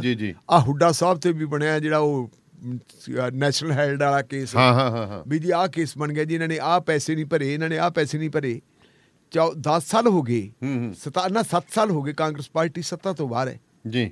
ਤੇ ਜਿਹੜਾ ਦਿੱਲੀ ਵਾਲਾ ਕਾਰੋਬਾਰ ਚੱਲਦਾ ਪੈਸੇ ਤੇ ਲਿਓ ਕਿੱਥੋਂ ਆਉਂਦੇ? ਜਿਹੜਾ ਐਡਾ ਵੱਡਾ ਜਿਹੜੀ ਕਾਂਗਰਸ ਪਾਰਟੀ ਚੱਲ ਰਹੀ ਹੈ ਕੰਮ ਚੱਲਦੀ ਹੈ ਬਗੈਰ ਪੈਸੇ ਤੋਂ ਕਿੱਥੇ ਨਹੀਂ ਚੱਲਦੀ। ਪੈਸਾ ਜਿਹੜਾ ਹੈਗਾ ਜਿੱਥੇ ਸਰਕਾਰਾਂ ਨੂੰ ਲੈਂਦੇ। ਮੇਰੇ ਯਾਦ ਹੈ ਇੱਕ ਵਾਰੀ ਗੱਲ, ਇੱਕ ਵਾਰੀ ਨਾ ਇੱਕ ਜਿਹੜੇ 2007 ਦੇ ਵਿੱਚ 2002 ਦੇ ਵਿੱਚ ਕੈਪਟਨ ਅਮਰਿੰਦਰ ਸਿੰਘ ਮੁੱਖ ਮੰਤਰੀ ਬਣਿਆ। ਉਦੋਂ ਉਹਨਾਂ ਦਿਨਾਂ ਦੇ ਵਿੱਚ ਆਪਾਂ ਨਾਂ ਤਾਂ ਕਾਹਨੂੰ ਲੈਣਾ, ਇੱਕ ਬੰਦੇ ਦੀ ਬੜੀ ਚਰਚਾ ਜੀ ਉਹ ਪੈਸੇ ਬਹੁਤ ਇਕੱਠੇ ਕਰੀ ਜਾਂਦਾ। ਅੱਛਾ ਜੀ। ਮੈਂ ਇੱਕ ਬੜੇ ਭਲੇ ਮਾਨਸ ਕਾਂਗਰਸੀ ਲੀਡਰ ਨੂੰ ਭਲਾ ਮਾਨਸੀ ਕਵਾਂਗੇ, ਰਿਸ਼ਤੇ 'ਚ ਮੇਰਾ ਚਾਚਾ ਵੀ ਲੱਗਦਾ ਹੈ। ਮੈਂ ਉਹਨੂੰ ਕਿਹਾ ਮੈਂ ਚਾਚਾ ਜੀ ਗੱਲ ਹੈ ਵੀ ਕੈਪਟਨ ਸਾਹਿਬ ਨੂੰ ਸਮਝਾਓ ਵੀ ਇਹਨੂੰ ਲਾਂਭੇ ਕਰ ਦਿਓ। ਉਹ ਮੈਨੂੰ ਚਾਚਾ ਕਹਿੰਦਾ ਬੱਚੂ ਯਾਰ ਮੈਂ ਕੋਈ ਕਸਰ ਛੱਡੀ ਹੈ। ਮੈਂ ਕਿਹਾ ਫਿਰ ਕੈਪਟਨ ਨੇ ਤੁਹਾਡੀ ਮੰਨੀ ਨਹੀਂ? ਕਹਿੰਦਾ ਨਹੀਂ ਮੰਨੀ ਨਹੀਂ ਕੈਪਟਨ ਨੇ। ਕਹਿੰਦਾ ਕਲੱਲਾ ਜਿਹਾ ਮੈਨੂੰ ਜਵਾਬ ਦਿੱਤਾ। ਮੈਂ ਕਿਹਾ ਜੀ ਕੀ ਜਵਾਬ ਦਿੱਤਾ? ਉਹ ਕਹਿੰਦਾ ਵੀ ਇਹ ਪੈਸੇ ਜਿਹੜੇ ਦਿੱਲੀ ਵਾਲੇ ਵੀ ਮੰਗਦੇ ਹੈ ਉਹਨਾਂ ਵਾਸਤੇ ਵੀ ਭੇਜਣੇ ਪੈਂਦੇ ਹੈ। ਮੈਂ ਤਾਂ ਇਕੱਠੇ ਕਰ ਨਹੀਂ ਸਕਦਾ, ਮੈਂ ਉਹਨੂੰ ਲਾਤਾ। ਉਹ ਇਕੱਠੇ ਕੁੱਠੇ ਕਰ ਲੈਂਦਾ, ਲੋਕਾਂ ਤੋਂ ਲੁੱਟਮਾਰ ਕਰ ਲੈਂਦਾ। ਅੱਧ ਪਚਾਦ ਦਿੱਲੀ ਵਾਲਿਆਂ ਨੂੰ ਭੇਜਦਾ, ਅੱਧ ਪਚਾਦ ਰੱਖ ਲੈਂਦਾ ਆਪਦੇ ਕੋਲੇ। ਤੇ ਚਾਚੇ ਨੂੰ ਕਹਿੰਦਾ ਜੀ ਕੰਮ ਤੂੰ ਕਰ ਲੇਗਾ ਤਾਂ ਉਹਨੂੰ ਹਟਾ ਦੇਣੇ ਤੇ ਤੈਨੂੰ ਲਾ ਦੇਣੇ। ਹੁੰਦਾ ਜੀ ਮੈਥੋਂ ਤਾਂ ਨਹੀਂ ਇਹ ਕੰਮ ਹੁੰਦਾ। ਉਹ ਤਾਂ ਫਿਰ ਚੁੱਪ ਕਰ ਜਾ ਭਾਈ ਲੈਣਾ ਦੇਣਾ ਕੀ ਹੈ। ਇਹ ਹੁਣ ਰਾਹੁਲ ਗਾਂਧੀ ਨੂੰ ਨਹੀਂ ਪਤਾ, ਇਹ ਜਿਹੜਾ ਕਾਂਗਰਸ ਪਾਰਟੀ ਦਾ ਕੈਸ਼ੀਅਰ ਉਹਨੂੰ ਨਹੀਂ ਪਤਾ ਵੀ ਮਾਲ ਕਿੱਥੋਂ ਪੈਸੇ ਕਿੱਥੋਂ ਆਉਂਦੇ। ਇਹ ਜਿਹੜਾ ਸਭ ਕੁਝ ਜੋ ਹੈਗਾ ਇਹ ਦਿੱਲੀ ਵਾਲਿਆਂ ਦੀ ਪ੍ਰਵਾਨਗੀ ਨਾਲ ਹੀ ਹੋ ਰਿਹਾ। ਸਾਰਾ ਕੁਛ ਇਹ ਕਰਦੇ ਕਰਾਉਂਦੇ ਆ। ਸੋ ਇਹ ਜਿਹੜੀਆਂ ਨਾ ਇੱਕ ਦੂਜੇ ਦੇ, ਕਿਉਂਕਿ ਹੁਣ ਇਸ ਵੇਲੇ ਚੱਲ ਪਈ ਹੁਣ ਪ੍ਰਤਾਪ ਨੇ ਆਪਣੇ ਫਤਿਹ ਜੰਗ ਬਾਜਵੇ ਨੇ ਹੋਰ ਕਿਹਾ, ਕਹਿੰਦਾ ਮੇਰੇ ਮੁੰਡੇ ਨਾਲ ਨਹੀਂ ਲੜਾਈ। ਲੜਾਈ ਤਾਂ ਅਸਲ ਦੇ ਵਿੱਚ ਕੈਪਟਨ ਅਮਰਿੰਦਰ ਸਿੰਘ ਨਾਲ ਹੈ ਜੀ। ਉਹਨੂੰ ਬਦਨਾਮ ਕਰਨ ਵਾਸਤੇ ਸਾਰਾ ਕੁਝ ਕਰਦੇ ਹੈ। ਤੇ ਫਿਰ ਪਾਂਡੇ ਦੇ ਇਹਨਾਂ ਨੇ ਤਾਂ ਮੋੜਤੀ। ਪਾਂਡੇ ਦਾ ਵਿਰੋਧ ਕਿਉਂ ਨਹੀਂ ਕੀਤਾ ਕਿਸੇ ਨੇ? ਢਿੱਲੋਂ ਸਾਹਿਬ ਉਹ ਆਡੀ ਲੋਕੇ ਜੇ ਬੈਠਾ ਧੌਣ ਦੇ ਹੀ ਬੈਠਾ ਵਿੱਚ ਕਿਤੇ, ਉਹਦੀ ਚਰਚਾ ਨਹੀਂ ਹੋ ਰਹੀ ਬਾਹਲੀ। ਪਾਂਡੇ ਦਾ ਮੇਰਾ ਖਿਆਲ ਵਿਰੋਧ ਇਸ ਗੱਲ ਤੋਂ ਡਰਦੇ ਹੈ ਮਾਝੇ ਦੀਆਂ ਸੀਟਾਂ ਹੈਗੀਆਂ 23। ਅੱਛਾ ਜੀ। ਤੇ ਉਤਨਾ 23 ਸੀਟਾਂ ਦੇ ਉੱਤੇ ਹਰ ਇੱਕ ਬੰਦਾ ਆਪੋ ਆਪਣੀ ਸੀਟ ਬਾਰੇ ਸੋਚਦਾ। ਇੱਕ ਦੂਜਾ ਉੱਥੇ ਜਿਹੜੀ ਹੈਗੀ ਇੱਕ ਦੂਜੇ ਨਾਲ ਅੜੀਆਂ ਕੱਢਣੀਆਂ ਉਹ ਹੈ। ਪਾਂਡੇ ਜਿਸ ਭਾਈਚਾਰੇ ਚੋਂ ਆਉਂਦਾ ਹੈ ਜੀ ਉਸ ਭਾਈਚਾਰੇ ਦਾ ਵੋਟ ਬੈਂਕ ਦੇਖ ਲਓ। ਜੇ ਪਾਂਡੇ ਦੇ ਮੁੰਡੇ ਦਾ ਇਸ ਤਰ੍ਹਾਂ ਵਿਰੋਧ ਹੋਣ ਲੱਗ ਗਿਆ ਤਾਂ ਜਿਹੜਾ ਹਿੰਦੂ ਭਾਈਚਾਰਾ ਉਹ ਸਾਰਿਆਂ ਨੂੰ ਪਾਣੀ ਪਿਆ ਦੂ। ਇਹਦਾ ਮਤਲਬ ਸਿੱਖ ਭਾਈਚਾਰਾ ਪਾਟਿਆ ਹੋਇਆ, ਜੱਟ ਪਾਟੇ ਵੀ ਤਾਂ ਹੀ ਫਾਇਦਾ ਹੋ ਰਿਹਾ। ਚੱਲ ਆਪਾਂ ਤਾਂ ਇਸ ਚੱਕਰ 'ਚ ਨਾ ਪਈਏ। ਜਿਹੜੇ ਬੋਲਦੇ ਨਹੀਂ ਉਹ ਇਹ ਸੋਚਦੇ ਆਪਾਂ ਨਹੀਂ ਇਸ ਚੱਕਰ ਦੇ ਵਿੱਚ, ਕਿਉਂਕਿ ਆਪਾਂ ਧਰਮ ਨਿਰਪੱਖ ਆਪਾਂ ਹਿੰਦੂ ਸਿੱਖ ਦੇ ਵਿੱਚ ਪੈਂਦੇ ਨਹੀਂ। ਮੇਰਾ ਖਿਆਲ ਜਿਹੜੇ ਵਿਰੋਧ ਕਰਨ ਵਾਲੇ ਨਹੀਂ ਨੇ ਵਿਰੋਧ ਕਰਦੇ ਉਹ ਇਸ ਕਰਕੇ ਨਹੀਂ ਕਰਦੇ ਵੀ ਜੇ ਵਿਰੋਧ ਕਰਤਾ, ਕਿਉਂਕਿ ਇਹ ਤਾਂ ਫਾਜ਼ਿਲਕਾ ਤੋਂ ਲੈ ਕੇ ਤੇ ਬੰਬੇ ਤੱਕ ਨਾ ਟੈਲੀਫੋਨਾਂ ਤੇ ਗੱਲ ਹੁੰਦੀ ਹੈ ਵੀ ਫਲਾਣੇ ਬੰਦੇ ਨੇ ਆਹ ਗੱਲ ਕੀਤੀ ਹੈ। ਆਪਣਾ ਜੋਗਿੰਦਰਪਾਲ ਪਾਂਡੇ ਮਰਿਆ ਸੀ ਤੇ ਪੋਤਰੇ ਨੂੰ ਮਿਲ ਗਈ ਸੀ ਇਹ ਸਿਲਸਿਲਾ। ਤੇ ਵੈਸੇ ਮੇਰਾ ਖਿਆਲ ਵੀ ਉਹਨਾਂ ਨੂੰ ਮਿਲੀ ਕਿੰਨੀ ਕੁ ਹੈ। ਇਸ ਕਰਕੇ ਮੇਰੇ ਖਿਆਲ ਵਾਪਸ ਵੀ ਉਹਨੇ ਤੰਗ ਨਹੀਂ ਕੀਤਾ। ਉਹਨੂੰ ਹਾਈ ਕਮਾਂਡ ਨੇ ਵੀ ਮੇਰਾ ਇਹ ਨਹੀਂ ਕਿਹਾ ਵੀ ਲਿਆ ਭਾਈ ਤੂੰ ਵਾਪਸ ਕਰ ਦੇ। ਕਿਉਂਕਿ ਵੈਸੇ ਵੀ ਜੇ ਆਪਾਂ ਦੇਖੀ ਤਾਂ ਲੁਧਿਆਣੇ ਦੇ ਵਿੱਚ ਉਹਦੀ ਹੁਣ ਤੁਸੀਂ ਪਕੜ ਦੇਖ ਲਓ ਕਿੰਨੀ ਬੰਦਾ 5ਵੀਂ ਵਾਰੀ ਕਿ 6ਵੀਂ ਵਾਰੀ MLA ਬਣੇ, ਹਾਰੇ ਨਹੀਂ ਕਦੇ। ਜਦੋਂ ਕਾਂਗਰਸ ਪਾਰਟੀ ਦੀ ਹਾਲਤ ਅਤੀ ਮਾੜੀ ਸੀ, ਬੀਬੀ ਰਜਿੰਦਰ ਕੌਰ ਭੱਠਰ ਵੇਲੇ 14 ਜਿੱਤ ਗਿਆ ਸੀ, ਉਦੋਂ ਵੀ ਜਿੱਤ ਗਿਆ ਸੀ ਉਹ ਬੰਦਾ। ਇਸ ਕਰਕੇ ਨਹੀਂ ਉਹਦੇ ਖਿਲਾਫ ਬੋਲਦੇ ਜੀ। ਤੇ ਢਿੱਲੋਂ ਸਾਹਿਬ ਹੁਣ ਕੀ ਲੱਗਦਾ ਤੁਹਾਨੂੰ ਵੀ ਜਿਹੜੇ ਮੋਦੀ ਸਾਹਿਬ ਆ ਉਹ ਜਿਵੇਂ ਗੱਲਾਂ ਦੀਆਂ ਪੈਰ ਜੇ ਮਲਣ ਲੱਗ ਪਏ ਆ ਵੀ ਜੰਮੂ ਕਸ਼ਮੀਰ ਵਾਲੇ ਪਾਸੇ ਵੀ ਆਪਾਂ ਭਾਈ ਫੈਸਲਾ ਮੋੜ ਲਈਏ, ਸੂਬਾ ਬਣਾ ਦਈਏ। ਫਿਰ ਦੁਬਾਰ ਤੋਂ ਮੁਲਾਕਾਤਾਂ ਵੀ ਹੋਈਆਂ ਲੀਡਰਾਂ ਨਾਲ। ਮਹਿਬੂਬਾ ਮੁਫਤੀ ਕਹਿੰਦੀ ਵੀ ਪਾਕਿਸਤਾਨ ਨਾਲ ਵੀ ਗੱਲ ਕਰੋ ਸ਼ਾਂਤੀ ਦੀ, ਪਾਕਿਸਤਾਨ ਵੀ ਵਿੱਚ ਆ ਗਿਆ। ਇਹ ਕੀ ਕਿੱਧਰ ਨੂੰ ਜਾ ਰਿਹਾ ਇਹ ਮਸਲਾ? ਇਹਨੂੰ ਮੈਂ ਅੱਗੇ ਜਾ ਕੇ ਆਪਾਂ ਕਿਸਾਨੀ ਮਸਲੇ ਨਾਲ ਵੀ ਗੱਲ ਕਰਾਂਗੇ। ਨਹੀਂ, ਪਹਿਲੀ ਗੱਲ ਤਾਂ ਇਹ ਵੀ 2019 'ਚ 5 ਅਗਸਤ ਨੂੰ ਜੰਮੂ ਕਸ਼ਮੀਰ ਦਾ ਵਿਸ਼ੇਸ਼ ਦਰਜਾ ਜਿਹੜਾ ਉਹ ਖਤਮ ਕੀਤਾ ਸੀ। 35A ਵੀ ਖਤਮ ਕਰਤੀ ਸੀ, 370 ਵੀ ਧਾਰਾ ਜਿਹੜੀ ਉਹ ਖਤਮ ਕਰਤੀ ਸੀ, 370 ਕੰਸਟੀਟਿਊਸ਼ਨ ਦੇ ਵਿੱਚ ਪ੍ਰਬੰਧ ਕੀਤਾ ਸੀ, ਉਹ ਖਤਮ ਕਰਤਾ ਸੀ ਜੀ। ਉਹ ਖਤਮ ਕਰਨ ਤੋਂ ਬਾਅਦ ਜੰਮੂ ਕਸ਼ਮੀਰ ਨੂੰ 2 ਹਿੱਸਿਆਂ 'ਚ ਵੰਡਤਾ ਸੀ ਤੇ ਦੋਨੋਂ ਹਿੱਸਿਆਂ ਨੂੰ ਯੂਨੀਅਨ ਟੈਰੀਟਰੀ ਬਣਾਤਾ ਸੀ। ਅੱਛਾ ਜੀ। ਯੂਨੀਅਨ ਟੈਰੀਟਰੀਆਂ ਜਿਹੜੀਆਂ ਹੈਗੀਆਂ ਉਹ ਸੂਬੇ ਬਣਦੇ ਤਾਂ ਦੇਖੇ, ਲੇਕਿਨ ਇਹ ਪਹਿਲੀ ਵਾਰ ਸੀ ਕਿ ਸੂਬੇ ਨੂੰ ਤੋੜ ਕੇ ਯੂਨੀਅਨ ਟੈਰੀਟਰੀ ਬਣਾਤਾ ਸੀ ਜੀ। ਅਸਲ ਦੇ ਵਿੱਚ ਜੇ ਆਪਾਂ ਦੇਖੀਏ, ਜੇ ਐਨਾਲਿਸਿਸ ਕਰਨਾ ਹੋਵੇ ਤਾਂ ਸਾਨੂੰ ਉੱਥੇ ਪਿਛਾਂਹ ਜਾਣਾ ਪੈਣਾ ਜੀ। ਜੰਮੂ ਕਸ਼ਮੀਰ ਨੂੰ ਜਦੋਂ ਅਸੀਂ ਦੇਖਦੇ ਹਾਂ, ਜੰਮੂ ਕਸ਼ਮੀਰ 2 ਹਿੱਸਿਆਂ 'ਚ ਵੰਡਿਆ ਹੋਇਆ। ਇੱਕ ਆ ਘਾਟੀ ਦਾ ਹਿੱਸਾ, ਇੱਕ ਆ ਗਿਆ ਜੰਮੂ ਦਾ। ਜਿਹੜੀਆਂ ਵਿਧਾਨ ਸਭਾ ਦੀਆਂ ਸੀਟਾਂ, ਜਿਹੜੀਆਂ ਜੇ ਟੋਟਲ ਆਪਾਂ ਸੀਟਾਂ ਦੇਖੀਏ, ਟੋਟਲ ਸੀਟਾਂ ਕਾਫੀ ਹੈ। ਜਿਹੜਾ ਪਾਕਿਸਤਾਨ ਦੇ ਕਬਜ਼ੇ ਵਾਲਾ ਕਸ਼ਮੀਰ ਹੈ ਨਾ ਜੀ, ਉਹਦੀਆਂ ਸੀਟਾਂ ਵੀ ਰਿਜ਼ਰਵ ਰੱਖੀਆਂ ਹੋਈਆਂ, ਸ਼ਾਇਦ 24 ਸੀਟਾਂ ਰੱਖੀਆਂ ਹੋਈਆਂ, ਪਰ ਉਹਨਾਂ ਦੇ ਕਬਜ਼ੇ 'ਚ ਨਾ ਉੱਥੇ ਚੋਣਾਂ ਹੋ ਸਕਦੀਆਂ, ਉਹ ਕਾਗਜ਼ੀ ਹੈ, ਉਹਨਾਂ ਨੇ ਖਾਲੀ ਰੱਖੇ ਹੋਏ। ਬਾਕੀ ਜਿਹੜੀਆਂ ਸੀਟਾਂ ਹੈਗੀਆਂ, ਉਹਨਾਂ ਸੀਟਾਂ ਦੇ ਵਿੱਚੋਂ ਜ਼ਿਆਦਾਤਰ ਸੀਟਾਂ ਘਾਟੀ ਦੀਆਂ, ਘੱਟ ਸੀਟਾਂ ਹੈਗੀਆਂ ਜੰਮੂ ਦੀਆਂ। ਜੇ ਇਹਨਾਂ ਨੂੰ ਯੂਨੀਅਨ ਟੈਰੀਟਰੀ ਨਾ ਬਣਾਉਂਦੇ ਤਾਂ ਫਿਰ ਉੱਥੇ ਇਮੀਡੀਏਟ ਵਿਧਾਨ ਸਭਾ ਦੀਆਂ ਚੋਣਾਂ ਕਰਾਉਣੀਆਂ ਲਾਜ਼ਮੀ ਸੀ।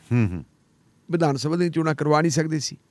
ਧਾਰਾ 370 ਤੋੜੀ ਹੈ ਜਿਹੜੀ, ਜਾਂ ਜਿਹੜੇ 35A ਤੋੜੀ ਹੈ, ਇਹਦੇ ਵਾਸਤੇ ਰਿਕਮੈਂਡੇਸ਼ਨ ਲਈ ਹੈ ਸਰਕਾਰ ਦੀ।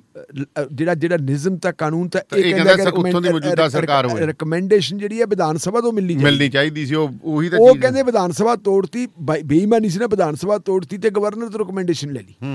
ਗਵਰਨਰ ਤੋਂ ਰਿਕਮੈਂਡੇਸ਼ਨ ਲੈ ਕੇ ਤੇ ਉਹਨੂੰ ਲਿਆ ਕੇ ਲੋਕ ਸਭਾ ਦੇ ਵਿੱਚ ਉਹਨਾਂ ਨੇ ਆਪਣਾ ਪਾਰਲੀਮੈਂਟ ਦੇ ਵਿੱਚ ਲਿਆ ਕੇ ਕਹਿੰਦੇ ਲਓ ਜੀ ਮੈਜੋਰਿਟੀ ਨਾਲ ਗੱਲ ਕਰਦੇ। ਹੁਣ ਇਸ ਮਾਮਲੇ ਨੂੰ ਸੁਪਰੀਮ ਕੋਰਟ ਦੇ ਵਿੱਚ ਚੁਣੌਤੀ ਦਿੱਤੀ ਹੋਈ। ਸੁਪਰੀਮ ਕੋਰਟ ਨਾ ਤਾਂ ਉਹਦੀ ਸੁਣਵਾਈ ਕਰਦੀ ਹੈ, ਜੇ ਸੁਣਵਾਈ ਕਰੇ ਜਾਂ ਤਾਂ ਰੱਦ ਕਰਦੀ। ਜੇ ਰੱਦ ਕੀਤੀ ਜਾਊ ਤਾਂ ਦੁਨੀਆ ਦੇ ਵਿੱਚ ਅਸੀਂ ਮੂੰਹ ਕਿਵੇਂ ਦਿਖਾਵਾਂਗੇ ਡੈਮੋਕ੍ਰੇਸੀ ਕਿੱਥੇ? ਕਾਨੂੰਨੀ ਤੌਰ ਦੇ ਉੱਤੇ ਅੰਤਰਰਾਸ਼ਟਰੀ ਪੱਧਰ ਦੇ ਵਕੀਲਾਂ ਨੇ ਡਿਬੇਟ ਕਰਨੀ ਇਹਦੇ 'ਚ, ਇਹਦੇ ਤੇ ਬਹਿਸ ਕਰਨੀ ਹੈ। ਇਸ ਕਰਕੇ ਉਹਨੂੰ ਠੰਡੇ ਬਸਤੇ ਦੇ ਵਿੱਚ ਹੀ ਪਾਇਆ ਹੋਇਆ। ਅੱਛਾ, ਜਦੋਂ ਇਹਨਾਂ ਨੇ ਹੁਣ 2 ਹਿੱਸੇ ਬਣਾਤੇ ਤੇ ਬੈਠ ਕੇ ਉੱਥੇ ਰਾਸ਼ਟਰਪਤੀ ਰਾਜ ਆਪਣਾ ਗਵਰਨਰੀ ਰਾਜ ਬੈਠੇ ਜੀ ਆਰਾਮ ਨਾਲ। ਹੁਣ ਅਚਨਚੇਤ ਜਿਹੜਾ ਹੈਗਾ ਮੋਦੀ ਜੀ ਨੂੰ ਇਹ ਸੁਪਨਾ ਕਿਵੇਂ ਆ ਗਿਆ ਕਿ ਆਪਾਂ ਇਹਨਾਂ ਨਾਲ ਵਿਰੋਧੀਆਂ ਨਾਲ ਗੱਲਾਂ ਕਰ ਲਈ? ਇਹਦੀਆਂ ਗੱਲਾਂ 2-3 ਨੇ। ਇੱਕ ਤਾਂ ਹੈ ਕਿ ਉਹ ਲੋਕ ਭੁੱਲਦੇ ਹੈ ਜਿਹੜੇ ਕਹਿੰਦੇ ਆ ਕਸ਼ਮੀਰ ਜਿਹੜਾ ਹੈਗਾ ਸਿਰਫ ਤੇ ਸਿਰਫ ਭਾਰਤ ਦਾ ਰੁਤਬਾ ਹੈ, ਜਿਹੜਾ ਹੈਗਾ ਇਹ ਇਹਨਾਂ ਦਾ ਇੰਟਰਨਲ ਮਾਮਲਾ ਹੈ। ਜਿਹੜੀ ਮਹਿਬੂਬਾ ਮੁਫਤੀ ਕਹਿੰਦੀ ਹੈ ਕਿ ਪਾਕਿਸਤਾਨ ਨਾਲ ਵੀ ਗੱਲ ਕਰ ਲਓ, ਮਹਿਬੂਬਾ ਮੁਫਤੀ ਵੀ ਐਵੇਂ ਨਹੀਂ ਬੋਲਦੀ। ਉਹ ਵੀ ਪੂਰੀ ਉਹਦੇ ਕੋਲ ਇਨਫੋਰਮੇਸ਼ਨ, ਉਹਨੂੰ ਪਤਾ ਵੀ ਕਿਹਦੇ ਕਹਿਣ ਦੇ ਉੱਤੇ ਸਾਰੀਆਂ ਗੱਲਾਂ ਬਾਤਾਂ ਹੋ ਰਹੀਆਂ। ਮਹਿਬੂਬਾ ਮੁਫਤੀ ਨੇ ਇਹਨਾਂ ਦੇ ਨਾਲ ਸਰਕਾਰ ਚਲਾਈ ਹੈ। ਜਦੋਂ ਮਹਿਬੂਬਾ ਮੁਫਤੀ ਚੋਣ ਲੜਦੀ ਸੀ, ਉਹ ਤੇ ਉਹਦਾ ਬਾਪ ਕਹਿੰਦੇ ਸੀ ਖਾੜਕੂਆਂ ਨਾਲ ਗੱਲ ਕਰਨੀ, ਜੇ ਖਾੜਕੂਆਂ ਪ੍ਰਤੀ ਉਹਦਾ ਨਰਮਗੋਸ਼ਾ ਸੀ। ਨਰਿੰਦਰ ਮੋਦੀ ਸਾਹਿਬ ਤੇ ਉਹਨਾਂ ਦੀ ਪਾਰਟੀ ਉਹਨਾਂ ਦੇ ਖਿਲਾਫ ਪ੍ਰਚਾਰ ਕਰਦੇ ਹੁੰਦੇ ਸੀ ਕਿ ਅੱਤਵਾਦੀਆਂ ਨਾਲ ਰਲੇ ਹੋਏ ਹੈ। ਉਹਨਾਂ ਦੇ ਖਿਲਾਫ ਇਹ ਪ੍ਰਚਾਰ ਕਰਦੀ ਸੀ ਕਿ ਬਾਪ ਬੇਟੀ ਲੁੱਟ ਕੇ ਖਾ ਰਹੇ, ਅੱਤਵਾਦੀਆਂ ਨਾਲ ਲੜੇ ਹੋਏ ਤੇ ਉਹਨਾਂ ਦੇ ਖਿਲਾਫ ਰਲੇ ਹੋਏ ਤੇ ਉਹਨਾਂ ਦੇ ਖਿਲਾਫ ਬਾਪ ਬੇਟੇ ਦੀ ਗੱਲ ਹੁੰਦੀ ਸੀ ਕਿ ਬਾਪ ਬੇਟੇ ਨੇ ਜੀ ਸਾਰਾ ਕੁਝ ਖਾ ਪੀ ਲਿਆ। ਉਦੋਂ ਇਹ ਗੱਲਾਂ ਕਰਦੇ ਹੁੰਦੇ ਸੀ। ਬਾਅਦ ਦੇ ਵਿੱਚ ਉਸੇ ਬਾਪ ਬੇਟੀ ਨਾਲ ਮਿਲ ਕੇ ਸਰਕਾਰ ਚਲਾਈ 3 ਸਾਲ ਜੀ, ਠੀਕ ਹੈ। ਫਿਰ ਸਰਕਾਰ ਚੋਂ ਬਾਹਰ ਆ ਗਈ। ਉਹਨੂੰ ਵੀ ਇਹ ਪਤਾ ਕਿ ਕਿੰਨੇ ਕੁ ਪਾਣੀ ਦੇ ਵਿੱਚ ਹੈ। ਮਹਿਬੂਬਾ ਮੁਫਤੀ ਜੇ ਬੋਲਦੀ ਹੈ ਤਾਂ ਕਿਉਂ ਬੋਲਦੀ ਹੈ? ਉਹਦਾ ਸਭ ਤੋਂ ਵੱਡਾ ਕਾਰਨ ਇਹ ਹੈ ਕਿ ਇਸ ਵੇਲੇ ਜਿਹੜਾ ਹੈਗਾ ਤੁਹਾਡਾ ਅਫਗਾਨਿਸਤਾਨ ਦੇ ਵਿੱਚੋਂ ਅਮਰੀਕਾ ਆਪਣੀਆਂ ਫੌਜਾਂ ਕੱਢ ਰਹੇ ਨਿਕਲੇ। ਉਹ ਤੋਂ ਬਾਅਦ ਅਫਗਾਨਿਸਤਾਨ ਦੀ ਹਾਲਤ ਕੀ ਹੋਊਗੀ? ਅਫਗਾਨਿਸਤਾਨ ਦੇ ਕਾਫੀ ਵੱਡੇ ਹਿੱਸੇ ਦੇ ਉੱਤੇ ਇਸ ਵੇਲੇ ਵੀ ਤਾਲਿਬਾਨਾਂ ਦਾ ਕਬਜ਼ਾ ਹੈ। ਪਹਿਲਾਂ ਵੀ ਤਾਲਿਬਾਨਾਂ ਦਾ ਕਬਜ਼ਾ ਸੀ, ਅਗਲੀ ਸਰਕਾਰ ਵੀ ਉੱਥੇ ਤਾਲਿਬਾਨਾਂ ਦੀ ਬਣਨੀ ਹੈ। ਤਾਲਿਬਾਨਾਂ ਦੀ ਸਰਕਾਰ ਬਣਨੀ ਹੈ। ਤਾਲਿਬਾਨਾਂ ਦੀ ਜਦੋਂ ਪਹਿਲਾਂ ਸਰਕਾਰ ਸੀ, ਅਸੀਂ ਅਫਗਾਨਿਸਤਾਨ ਦੀ ਉਸ ਸਰਕਾਰ ਨੂੰ ਮਾਨਤਾ ਨਹੀਂ ਦਿੱਤੀ ਸੀ। ਉਹ ਜਿਹੜੀ ਤਾਲਿਬਾਨਾਂ ਦੀ ਸਰਕਾਰ ਬਣੂਗੀ ਤੇ ਉਹ ਭਾਰਤ ਦੇ ਲਈ ਕਿੰਨੀ ਘਾਤਕ ਹੋ ਸਕਦੀ ਹੈ। ਉਹਨਾਂ ਦੇ ਨਾਲ ਜਿਹੜੇ ਹੈਗਾ ਰਿਲੇਸ਼ਨ ਕੁਆਰਡੀਅਲ ਬਣ ਜਾਣ, ਅੰਦਰ ਖਾਤੇ ਉਹਨਾਂ ਦੇ ਨਾਲ ਕਿਸੇ ਹੋਰ ਦੇਸ਼, ਕਿਸੇ ਅਰਬ ਕੰਟਰੀ ਦੇ ਜ਼ਰੀਏ ਉਹਨਾਂ ਦੇ ਨਾਲ ਗੱਲਬਾਤ ਚੱਲੀ ਜਾਂਦੀ ਹੈ ਤਾਲਿਬਾਨਾਂ ਨਾਲ। ਹੁਣ ਉਹ ਮੁਲਾਕਾਤਾਂ ਵੀ ਕਹਿੰਦੀਆਂ। ਹੁਣ ਮਹਿਬੂਬਾ ਮੁਫਤੀ ਕਹਿੰਦੀ ਜੇ ਤਾਲਿਬਾਨਾਂ ਨਾਲ ਗੱਲ ਹੋ ਸਕਦੀ ਹੈ ਤਾਂ ਕਸ਼ਮੀਰ ਦੀ ਸ਼ਾਂਤੀ ਵਾਸਤੇ ਪਾਕਿਸਤਾਨ ਨਾਲ ਗੱਲ ਕਿਉਂ ਨਹੀਂ ਹੋ ਸਕਦੀ? ਉਹ ਗੱਲ ਕਹਿੰਦੀ ਹੈ। ਅਸਲ ਦੇ ਵਿੱਚ ਇਹ ਹੈ ਕਿ ਜਿਹੜਾ ਪ੍ਰੈਸ਼ਰ ਹੈ, ਜਿਹੜਾ ਮੈਂ ਸ਼ੁਰੂ 'ਚ ਗੱਲ ਕਹੀ ਸੀਗੀ ਕਿ ਆਪਣੀ ਮਰਜ਼ੀ ਨਾਲ ਹੀ ਪ੍ਰੈਸ਼ਰ ਜਿਹੜਾ ਹੈਗਾ ਅਮਰੀਕਾ ਦਾ। ਅਮਰੀਕਾ ਕਹਿੰਦਾ ਕਿ ਜੇ ਇਸ ਖਿੱਤੇ ਦੇ ਵਿੱਚ ਸ਼ਾਂਤੀ ਕਰਨੀ ਹੈ ਤਾਂ ਤੁਹਾਨੂੰ ਕਸ਼ਮੀਰ ਵਾਲਾ ਮਾਮਲਾ ਵੀ ਹੱਲ ਕਰਨਾ ਪੈਣਾ। ਹੁਣ ਕਸ਼ਮੀਰ ਵਾਲਾ ਮਾਮਲਾ ਹੱਲ ਕਰਨਾ, ਇੱਕ ਤਾਂ ਇਹਨਾਂ ਦੀ ਮਜਬੂਰੀ ਇਹ ਬਣ ਗਈ ਕਿ ਲਓ ਜੀ ਆਪਾਂ ਮੀਟਿੰਗ ਬੁਲਾ ਲਈਏ, ਸਾਰੀਆਂ ਪਾਰਟੀਆਂ ਨੂੰ ਨਾਲ ਲੈ ਲਈਏ। ਦੂਜਾ ਫਿਰ ਇਹ ਹੈਗਾ ਕਿ ਇਹਦੇ 'ਚੋਂ ਆਪਣਾ ਮਸਲਾ ਵੀ ਕੱਢ ਲਈਏ। ਇਹ ਜਿਹੜੇ ਲੋਕ ਜਿਹੜੀਆਂ ਪਾਰਟੀਆਂ ਹੁਣ ਆਈਆਂ, ਇਹਨਾਂ ਪਾਰਟੀਆਂ ਨੇ ਇੱਕ ਆਪਣਾ ਫਰੰਟ ਬਣਾਇਆ ਹੋਇਆ ਜੀ। ਉਹ ਫਰੰਟ ਜਿਹੜਾ ਹੈਗਾ, ਉਹ ਫਰੰਟ ਕਾਹਦੇ ਵਾਸਤੇ ਬਣਾਇਆ ਕਿ ਅਸੀਂ ਸਾਰੇ ਇਕੱਠੇ ਹਾਂ ਜੰਮੂ ਕਸ਼ਮੀਰ ਦਾ ਰੁਤਬਾ ਬਹਾਲ ਕਰਾਉਣਾ ਸੀ।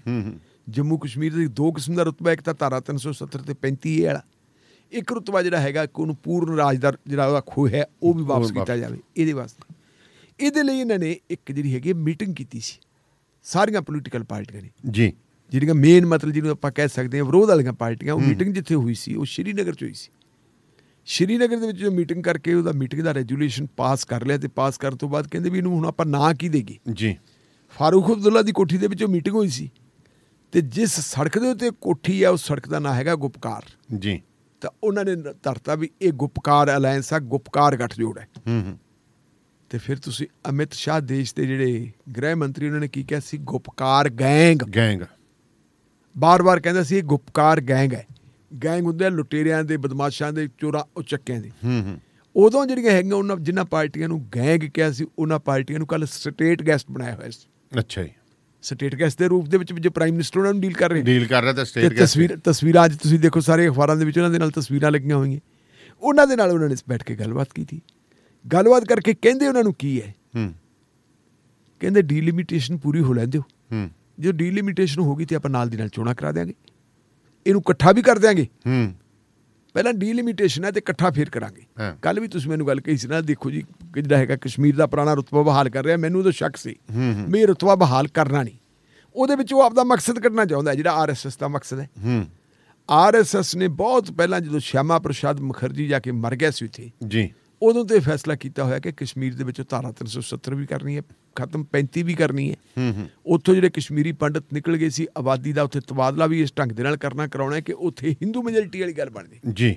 ਹੁਣ ਹਿੰਦੂ ਮੈਜੋਰਿਟੀ ਤਾਂ ਬਣ ਨਹੀਂ ਸਕਦੀ। ਜਿਹੜੀ ਡੀਲਿਮਿਟੇਸ਼ਨ ਕਰਵਾ ਰਹੇ ਹੈ, ਡੀਲਿਮਿਟੇਸ਼ਨ ਦੇ ਜ਼ਰੀਏ, ਡੀਲਿਮਿਟੇਸ਼ਨ ਆਮ ਤੌਰ ਤੇ ਜਿਹੜੀ ਬਾਕੀ ਸਾਰੇ ਦੇਸ਼ ਦੇ ਵਿੱਚ ਹੈ, ਮੇਰਾ ਖਿਆਲ ਹੈ ਇਹ 2026 ਤੋਂ ਬਾਅਦ ਹੋਣੀ ਹੈ। ਇੱਥੇ ਇਕੱਲੀ ਤੇ ਡੀਲਿਮਿਟੇਸ਼ਨ ਕਿਉਂ ਕਰਵਾਈ ਜਾ ਰਹੀ ਹੈ? ਇਹਨੂੰ ਇਹ ਕਰਕੇ ਕਿ ਕੋਈ ਜੀ ਇੱਥੇ ਚੋਣ ਕਰਵਾਉਣੀ ਹੈ, ਇਹ ਯੂਨੀਅਨ ਟੈਰੀਟਰੀ ਹੈ ਜੇ, ਇੱਥੇ ਮਤਲਬ ਬਹਾਨੇ ਜੇ ਬਣਾ ਕੇ ਉਹ ਗੱਲ ਕਰ ਲਈ। 7 ਸੀਟਾਂ ਜਿਹੜੀਆਂ ਹੈਗੀਆਂ ਵਧਾਈਆਂ ਜਾ ਰਹੀਆਂ। ਅੱਛਾ ਜੀ। ਪਾਪੂਲੇਸ਼ਨ ਦੇ ਲਿਹਾਜ਼ ਨਾਲ ਵਿਧਾਨ ਸਭਾ 'ਚ ਉਹ ਹੁਣ 7 ਸੀਟਾਂ ਕਿੱਥੇ ਵਧਣਗੀਆਂ? ਉਹ ਘਾਟੀ 'ਚ ਵਧਣੀਆਂ ਚਾਹੀਦੀਆਂ, ਪਰ ਘਾਟੀ 'ਚ ਨਹੀਂ ਵਧਾ ਰਹੇ। ਪਾਪੂਲੇਸ਼ਨ ਇੱਧਰ ਦਿਖਾ ਕੇ ਇੱਧਰ ਵਧਾਉਣਗੇ, ਇੱਧਰ ਵਧਾ ਕੇ ਤੇ ਫਿਰ ਮਤਲਬ, ਕਿਉਂਕਿ ਇਹ ਆਪਾਂ ਨੂੰ ਪਤਾ ਹੈ ਕਿ ਜਦੋਂ ਚੋਣਾਂ ਹੁੰਦੀਆਂ ਘਾਟੀ ਦੇ ਵਿੱਚੋਂ ਜਿਹੜੀਆਂ ਹੈਗੀਆਂ ਉਹ ਮੁਸਲਿਮ ਜਿੱਤਦੇ ਤੇ ਇੱਥੋਂ ਹਿੰਦੂ ਜਿੱਤਦੇ। ਇੱਧਰੋਂ ਫਿਰ ਕਿਉਂਕਿ ਇੱਥੇ ਉਹਨਾਂ ਨੇ ਪੋਲਰਾਈਜੇਸ਼ਨ ਪੂਰੀ ਕੀਤੀ ਹੋਈ ਹੈ, ਬਹੁਤ ਜ਼ਿਆਦਾ ਕੀਤੀ ਹੋਈ ਹੈ। ਇੱਥੇ ਤਾਂ ਸਿੱਖ ਹਿੰਦੂ ਦਾ ਵੀ ਵਿਵਾਦ ਖੜਾ ਕਰਵਾ ਦਿੰਦੇ ਆ। ਉਹ ਜਿਹੜੀ ਉਹ ਪੋਲਰਾਈਜੇਸ਼ਨ ਕੀਤੀ ਹੋਈ ਹੈ, ਉਸ ਪੋਲਰਾਈਜੇਸ਼ਨ ਦੇ ਵਿੱਚ 7 ਸੀਟਾਂ ਇੱਥੋਂ ਵੱਧ ਜਾਣ, ਜੰਮੂ ਦੇ ਵਿੱਚੋਂ ਮੈਜੋਰਿਟੀ ਆ ਜਾਏ ਤਾਂ ਫਿਰ ਸਾਡੀ ਸਰਕਾਰ ਉੱਥੇ ਬਣ ਜਾਏ ਜੀ। ਉਹ ਸਰਕਾਰ ਬਣਾਉਣ ਦਾ ਪ੍ਰਬੰਧ ਪਹਿਲਾਂ ਕਰਦੇ ਤੇ ਫਿਰ ਉਹ ਕਹਿੰਦੇ ਵੀ ਅਗਲੀ ਗੱਲ ਕਰਾਂਗੇ ਜੀ ਆਪਾਂ, ਮਤਲਬ ਜਿਹੜਾ ਫਿਰ ਜਿਹੜਾ ਪੂਰਨ ਰਾਜ ਦਾ ਰੁਤਬਾ ਫਿਰ ਬਹਾਲ ਕਰ ਦਿਆਂਗੇ। ਤੇ ਲਦਾਖ ਫਿਰ ਨਹੀਂ ਲੈ ਕੇ ਆਉਣੀ, ਲਦਾਖ ਨਹੀਂ ਲਿਆਉਂਦੇ, ਫਿਰ ਲਦਾਖ ਫਿਰ ਆਹ ਕਾਰਨ ਹੈ ਉਹਦਾ ਸਾਰਾ ਜੀ। ਦੇਖੋ, ਤੇ ਜਿਵੇਂ ਹੁਣ ਇਹ ਲੱਗੇ ਹੋਏ ਨੇ, ਜਾਂ ਜਿਹਦੇ ਆਪਾਂ ਕਈ ਬੰਦੇ ਤਾਂ ਵੀ ਕਹਿੰਦੇ ਸਟੈਪ ਬੈਕਿੰਗ ਹੈ ਇੱਕ ਤਰ੍ਹਾਂ ਦੀ, ਕਿ ਚਾਲ ਹੈ ਇਹ ਨਾ? ਸਟੈਪ ਬੈਕਿੰਗ ਕੋਈ ਨਹੀਂ, ਚਾਲ ਹੈ। ਸਟੈਪ ਬੈਕਿੰਗ ਦੀ ਇਹ ਤੱਕ ਬਸ ਉਹਨੂੰ ਅਮਰੀਕਾ ਨੂੰ ਦਿਖਾਤਾ, ਲਓ ਜੀ ਅਸੀਂ ਬੁਲਾ ਲਿਆ, ਬੈਠੇ ਆ ਸਾਰੇ। ਪਰ ਨਾਲੇ ਦੇਖੋ ਕਿ ਉੱਥੇ ਦੀ ਹਾਲਤ ਕੀ ਹੈ, ਕੀ ਉੱਥੇ ਹਾਲਾਤ ਨਾਰਮਲ ਹੋ ਜਾਣਗੇ? ਨਹੀਂ ਹੁੰਦੇ। ਜਿਹੜੀ ਮੈਂ ਵੇਖ ਰਿਹਾ ਕਿ ਨੌਜਵਾਨਾਂ ਦੇ ਵਿੱਚ ਲਗਾਤਾਰ ਉੱਥੇ ਗੁੱਸਾ, ਮੈਂ ਉਹ ਪੱਤਰਕਾਰ ਨੂੰ ਵੀ ਸੁਣ ਰਿਹਾ ਸੀ, ਉੱਥੋਂ ਦੇ ਬੜੇ ਪ੍ਰੋਮੀਨੈਂਟ ਇੱਕ ਯੰਗ ਜਰਨਲਿਸਟ ਵੀ, ਲੇਡੀ ਵੀ ਸੀਗੀ, ਉਹ ਭਸੀਨ, ਅਨੁਰਾਧਾ ਭਸੀਨ, ਇੱਕ ਉੱਥੋਂ ਦੇ ਸਪੋਕਸਮੈਨ, ਇੱਕ ਹੋਰ ਨੌਜਵਾਨ ਸੀ, ਉਹ ਵੀ ਬਹੁਤ ਅੱਛਾ ਬੋਲ ਰਿਹਾ ਸੀ ਇਸ ਮਾਮਲੇ ਤੇ। ਨਹੀਂ ਦੇਖੋ, ਪਹਿਲੀ ਗੱਲ ਤਾਂ ਇਹ ਕਿ ਜਿਹੜੀ ਇਹ ਕਸ਼ਮੀਰ ਦੀ ਲੀਡਰਸ਼ਿਪ ਹੈ ਜੀ, ਜਿਹੜੀ ਮੁੱਖ ਧਾਰਾ ਦੀ ਲੀਡਰਸ਼ਿਪ ਹੈ, ਇਸ ਮੁੱਖ ਧਾਰਾ ਦਾ ਲੀਡਰਸ਼ਿਪ ਦਾ ਉੱਥੇ ਕਿੰਨਾ ਕਦਾਰ ਹੈ? ਯੰਗ ਪੀਪਲ ਉੱਥੇ ਇਹਨਾਂ ਨੂੰ ਚੰਗਾ ਨਹੀਂ ਸਮਝਦੇ। ਉਹ ਕਹਿੰਦੇ ਆ ਕਿ ਜਿਹੜਾ ਕਸ਼ਮੀਰ ਨੂੰ ਆਹ ਦਿਨ ਦੇਖਣੇ ਪੈ ਰਿਹਾ, ਤੁਹਾਡੀ ਬਦੌਲਤ ਦੇਖਣੇ ਪੈ ਰਹੇ, ਤੁਹਾਡੇ ਵੱਡਿਆਂ ਵਡੇਰਿਆਂ ਦੀ ਬਦੌਲਤ ਦੇਖਣੇ ਪਏ ਆ। ਜਦੋਂ ਅੰਗਰੇਜ਼ਾਂ ਨੇ ਕਸ਼ਮੀਰ ਨੂੰ ਅਲੱਗ ਕਰਤਾ, ਤੁਸੀਂ ਭਾਰਤ ਨਾਲ ਰਲਾਇਆ ਕਿਉਂ? ਭਾਰਤ ਨਾਲ ਮੋਹਿਦਾ ਕਿਉਂ ਕੀਤਾ? ਤੇ ਆਹ ਹੁਣ ਅਸੀਂ ਇਹਨਾਂ ਦੀ ਕੜਿੱਕੀ 'ਚ ਫਸ ਗਏ ਤੇ ਜਿਵੇਂ ਮਰਜ਼ੀ ਇਹ ਕਰੀਏ। ਕੱਲ ਵੀ ਤੁਸੀਂ ਦੇਖੋ ਕਿ ਜਦੋਂ ਗੁਪਕਾਰ ਜਿਹੜੇ ਹੈਗੇ ਤੁਹਾਡੇ ਅਲਾਇੰਸ ਵਾਲੇ ਇਹਨਾਂ ਨਾਲ ਗੱਲਬਾਤ ਕਰ ਰਹੇ ਸੀ, ਉਸ ਵੇਲੇ ਕਸ਼ਮੀਰ ਦੀ ਹਾਲਤ ਕੀ ਸੀ? ਕਸ਼ਮੀਰ ਦੇ ਵਿੱਚ ਕਿੰਨੀ ਜ਼ਿਆਦਾ ਸਖਤੀ ਕੀਤੀ ਸੀ, ਇਹਦੇ ਬਾਵਜੂਦ ਵੀ ਪਿਛਲੇ ਸਮੇਂ 'ਚ ਉੱਥੇ ਪਿਛਲੇ ਦਿਨਾਂ ਦੇ ਵਿੱਚ ਕੁਛ ਵਾਰਦਾਤਾਂ ਹੋ ਗਈਆਂ, ਪਰ ਖਬਰ ਨਹੀਂ ਆ ਰਹੀ ਬਾਹਰ ਦੇ। ਖਬਰਾਂ ਤਾਂ ਫਿਰ ਉਹ ਸੈਂਸਰਸ਼ਿਪ ਉੱਥੇ ਸਾਰੀ ਉਹ ਜੀ ਉਸ ਕਿਸਮ ਦੀ ਲੱਗੀ ਵੀ ਵਾਰਦਾਤਾਂ ਕੁਛ ਬਾਤ। ਕਿਉਂਕਿ ਗੱਲ ਇਹ ਨਾ ਤਾਂ ਇੰਟਰਨੈਟ ਮੀਡੀਆ ਕੰਮ ਕਰ ਰਿਹਾ, ਨਾ ਕੁਛ ਹੋਰ ਹੈ। ਨਹੀਂ, ਕੱਲ ਵੀ ਤੁਸੀਂ ਦੇਖੋ ਕਿ ਗੱਲਬਾਤ ਸ਼ੁਰੂ ਹੋਣ ਤੋਂ ਪਹਿਲਾਂ ਕੁਛ ਥਾਵਾਂ ਦੇ ਉੱਤੇ ਜਿਹੜੀ ਗੋਲੀਬਾਰੀ ਵਗੈਰਾ ਹੋਈ ਹੈ, ਕੁਛ ਬੰਦੇ ਮਰੇ ਆ, ਉਹ ਗੱਲਾਂ ਤਾਂ ਆ ਗਈਆਂ ਸੀ, ਬੰਬ ਧਮਾਕੇ ਵਗੈਰਾ ਹੋਏ ਆ ਗਈਆਂ ਸੀ ਉਹ ਗੱਲਾਂ। ਇਹਨਾਂ ਲੋਕਾਂ ਨੂੰ ਤਾਂ ਜਾ ਕੇ ਸਿਕਿਉਰਿਟੀ ਉਹਨਾਂ ਦੀ ਹੁਣ ਹੋਰ ਟਾਈਟ ਕਰਨੀ ਪਊ, ਇਹਨਾਂ ਦੀ ਸਿਕਿਉਰਿਟੀ ਵਧਾਉਣੀ ਪੈਣੀ ਹੈ। ਨਹੀਂ ਹੁਣ ਤੁਸੀਂ ਇਹ ਦੇਖੋ ਕਿ ਜਿਨ੍ਹਾਂ ਲੋਕਾਂ ਨੇ ਗੱਲ ਕੀਤੀ ਹੈ 4 ਤਾਂ ਸਾਬਕਾ ਮੁੱਖ ਮੰਤਰੀ ਹਨ। ਬਿਲਕੁਲ ਬਿਲकुल। फारूक अब्दुल्ला हो गया, गुलाम नबी आजाद हो गया, महबूबा मुफ्ती हो गई, उमर अब्दुल्ला हो गया। एक डिप्टी मुख मंत्री हुंदा सी। 14 पाए ਜਿਹੜੇ ਲੀਡਰ ਉੱਥੇ ਗਏ ਹੋਏ, ਹੁਣ ਉਹ 14 ਲੀਡਰਾਂ ਨੂੰ ਆ ਕੇ ਉਹਨਾਂ ਦੇ ਪੱਲੇ ਤਾਂ ਕੱਖ ਨਹੀਂ ਪਿਆ। ਉਹ ਤਾਂ ਕਹਿੰਦੇ ਵੀ ਤੁਸੀਂ ਕਿਹੜਾ ਇਹ ਕਹਿੰਦੇ ਹਾਂਜੀ ਠੀਕ ਹੈ ਤੇ ਮੋਹਰ ਲਾ ਦਿਓ ਵੀ ਡੀਲਿਮਿਟੇਸ਼ਨ ਹੋ ਜੇ, ਅਸੀਂ ਆਪਦੀਆਂ ਸੀਟਾਂ ਵਧਾ ਲਾਂਗੇ ਤੇ ਫਿਰ ਉਸ ਤੋਂ ਬਾਅਦ ਕਰ ਲਾਂਗੇ, ਫਿਰ ਕੁੱਟੀ ਚਲਾਂਗੇ ਤੁਹਾਨੂੰ ਜੇ ਸਰਕਾਰ ਆਪਦੀ ਬਣਾ ਲਈ। ਇੱਥੇ ਪਰਮਜੀਤ ਸਿੰਘ ਸਰਨਾ ਵੀ ਕਹਿੰਦਾ ਵੀ ਸਿੱਖਾਂ ਦੀ ਪਾਪੂਲੇਸ਼ਨ ਘੱਟ ਹੀ ਹੈਗੀ ਹੈ ਜੰਮੂ 'ਚ, ਉਹਨਾਂ ਨੂੰ ਦੀ ਕੋਈ ਲੀਡਰਸ਼ਿਪ ਨਹੀਂ, ਤੁਸੀਂ ਸੱਦੀ ਪ੍ਰਤੀਨਿਧਤਾ ਉਹਨਾਂ ਨੇ ਬਿਲਕੁਲ ਹੀ ਇਗਨੋਰ ਕਰਤਾ। ਦੇਖੋ ਗੱਲ ਇਹ ਵੀ ਸਿੱਖਾਂ ਦੀ ਲੀਡਰਸ਼ਿਪ ਹੁਣ ਉਹਨਾਂ ਨੂੰ ਸੱਦਣ ਕਿਉਂ? ਜਿਹੜੀ ਸਿੱਖਾਂ ਦੀ ਲੀਡਰਸ਼ਿਪ ਹੈ, ਜਿਹੜੀ ਪ੍ਰਵਾਨਤ ਲੀਡਰਸ਼ਿਪ ਹੈ, ਉਸ ਪ੍ਰਵਾਨਤ ਲੀਡਰਸ਼ਿਪ ਨੇ ਤਾਂ ਕਦੇ ਉਹਨਾਂ ਦੀ ਵਿਚਾਰਿਆਂ ਦੀ ਗੱਲ ਹੀ ਨਹੀਂ ਸੁਣੀ। ਇੱਕੋ ਬੰਦਾ ਉਹਨਾਂ ਦੀ ਬਾਂਹ ਫੜ ਰਿਹਾ ਉਹ ਸਿਮਰਜੀਤ ਸਿੰਘ ਮਾਨ ਹੈ। ਸਿਮਰਜੀਤ ਸਿੰਘ ਮਾਨ ਦੀ ਕੌਣ ਸੁਣਦਾ? ਤੁਹਾਨੂੰ ਯਾਦ ਆ ਚਿੱਟੀ ਸਿੰਘਪੁਰਾ ਦੇ ਵਿੱਚ ਜਦੋਂ ਮਿਸਟਰ ਕਲਿੰਟਨ ਆਏ ਸੀ, ਜੀ ਕਲਿੰਟਨ ਦੇ ਆਏ ਤੋਂ ਸਿੱਖਾਂ ਦਾ ਕਤਲ ਹੋਇਆ ਸੀ, ਉਦੋਂ ਇਹ ਕਹਿੰਦਾ ਸੀਗਾ ਜੀ ਇਹ ਤਾਂ ਕੁਛ ਜਿਹੜੇ ਹੈਗੇ ਖਾੜਕੂਆਂ ਨੇ ਮਾਰਤੇ। ਬਾਅਦ ਦੇ ਵਿੱਚ ਲੱਗਿਆ ਵੀ ਉਹ ਭਾਰਤੀ ਏਜੰਸੀਆਂ ਨੇ ਮਾਰੇ ਸੀ। ਔਰ ਕਲਿੰਟਨ ਦੇ ਸੈਕਟਰੀ ਨੇ, ਜਿਹੜਾ ਉਹਦੇ ਨਾਲ ਸੈਕਟਰੀ ਆਇਆ ਸੀ, ਉਹਨੇ ਇੱਕ ਬਾਅਦ ਕਿਤਾਬ ਲਿਖੀ ਹੈ। ਉਸ ਕਿਤਾਬ ਦੇ ਵਿੱਚ ਉਹਨੇ ਜ਼ਿਕਰ ਕੀਤਾ ਕਿ ਜੋ ਕੁਛ ਇੱਥੇ ਹੋਇਆ ਸੀ, ਜਿਹੜੇ ਸਿੱਖਾਂ ਦੇ ਕਤਲ ਹੋਇਆ, ਭਾਰਤੀ ਏਜੰਸੀਆਂ ਨੇ ਕਰਵਾਏ ਸੀ ਤਾਂ ਕਿ ਕਲਿੰਟਨ ਦਾ ਜਿਹੜਾ ਪਾਕਿਸਤਾਨ ਦਾ ਪ੍ਰਸਤਾਵਿਤ ਦੌਰਾ ਸੀ ਉਹਨੂੰ ਰੱਦ ਕਰਵਾਇਆ ਜਾ ਸਕੇ। ਔਰ ਚਿੱਟੀ ਸਿੰਘਪੁਰਾ ਦੇ ਜਿਹੜੀ ਹੈ ਹੁਣ ਤਾਂ ਚਲੋ ਕਰੋਨਾ ਦੀ ਵਜ੍ਹਾ ਕਾਰਨ ਹਾਲਾਤ ਕੁਛ ਇਸ ਕਿਸਮ ਦੇ ਜੋ ਹਰ ਵਾਰ ਸੀ ਦੇ ਉੱਤੇ ਜੀ ਪੰਜਾਬ 'ਚੋਂ ਜੇ ਕੋਈ ਜਾਂਦਾ ਤਾਂ ਇਕੱਲਾ ਸਿਮਰਜੀਤ ਸਿੰਘ ਮਾਨ ਜਾਂਦਾ ਸੀ। ਬਾਕੀ ਕਿਹੜੇ ਸਿੱਖ ਲੀਡਰਸ਼ਿਪ ਨੇ? ਸਿੱਖ ਲੀਡਰਸ਼ਿਪ ਦੀ ਤੁਸੀਂ ਗੱਲ ਹੀ ਛੱਡੋ। ਮੈਂ ਕੱਲ੍ਹ ਇਸ਼ਤਿਹਾਰ ਦੇਖ ਰਿਹਾ ਸੀ, ਕੱਲ੍ਹ ਮੈਂ ਅਖਬਾਰ ਦੇਖ ਰਿਹਾ ਸੀ, ਅਖਬਾਰਾਂ ਦੇ ਵਿੱਚ ਕੱਲ੍ਹ ਉਹਦਾ ਜਨਮ ਦਿਨ ਸੀਗਾ ਮਾਸਟਰ ਤਾਰਾ ਸਿੰਘ ਦਾ। ਜੀ ਮਾਸਟਰ ਤਾਰਾ ਸਿੰਘ ਦੇ ਜਨਮ ਦਿਨ ਦੇ ਉੱਤੇ ਤੁਸੀਂ ਪੰਜਾਬ ਦੇ ਕੀ ਭਾਰਤ ਭਰ ਦੇ ਕਿਸੇ ਵੀ ਅਕਾਲੀ ਲੀਡਰ ਦਾ ਕੋਈ ਬਿਆਨ ਨਹੀਂ ਆਇਆ? ਉਹ ਵਿਚਾਰੇ ਉਹਨਾਂ ਦੀ ਦੋਹਤੀ ਨੇ ਪਾਤਾ, ਬਸ ਉਹੀ ਪਾਤਾ। ਪੰਜਾਬ ਸਰਕਾਰ ਨੇ ਇਸ਼ਤਿਹਾਰ ਦਿੱਤਾ ਉਹਦਾ, ਪੰਜਾਬ ਸਰਕਾਰ ਨੇ ਇਸ਼ਤਿਹਾਰ ਦਿੱਤਾ ਹੈ ਜੀ। ਬੰਦਾ ਸਿੰਘ ਬਹਾਦਰ ਦਾ ਸ਼ਹੀਦੀ ਦਿਵਸ, ਉਹਦੇ ਉੱਤੇ ਅਸੀਂ ਕਿੰਨੇ ਫੰਕਸ਼ਨ ਕਰਤੇ?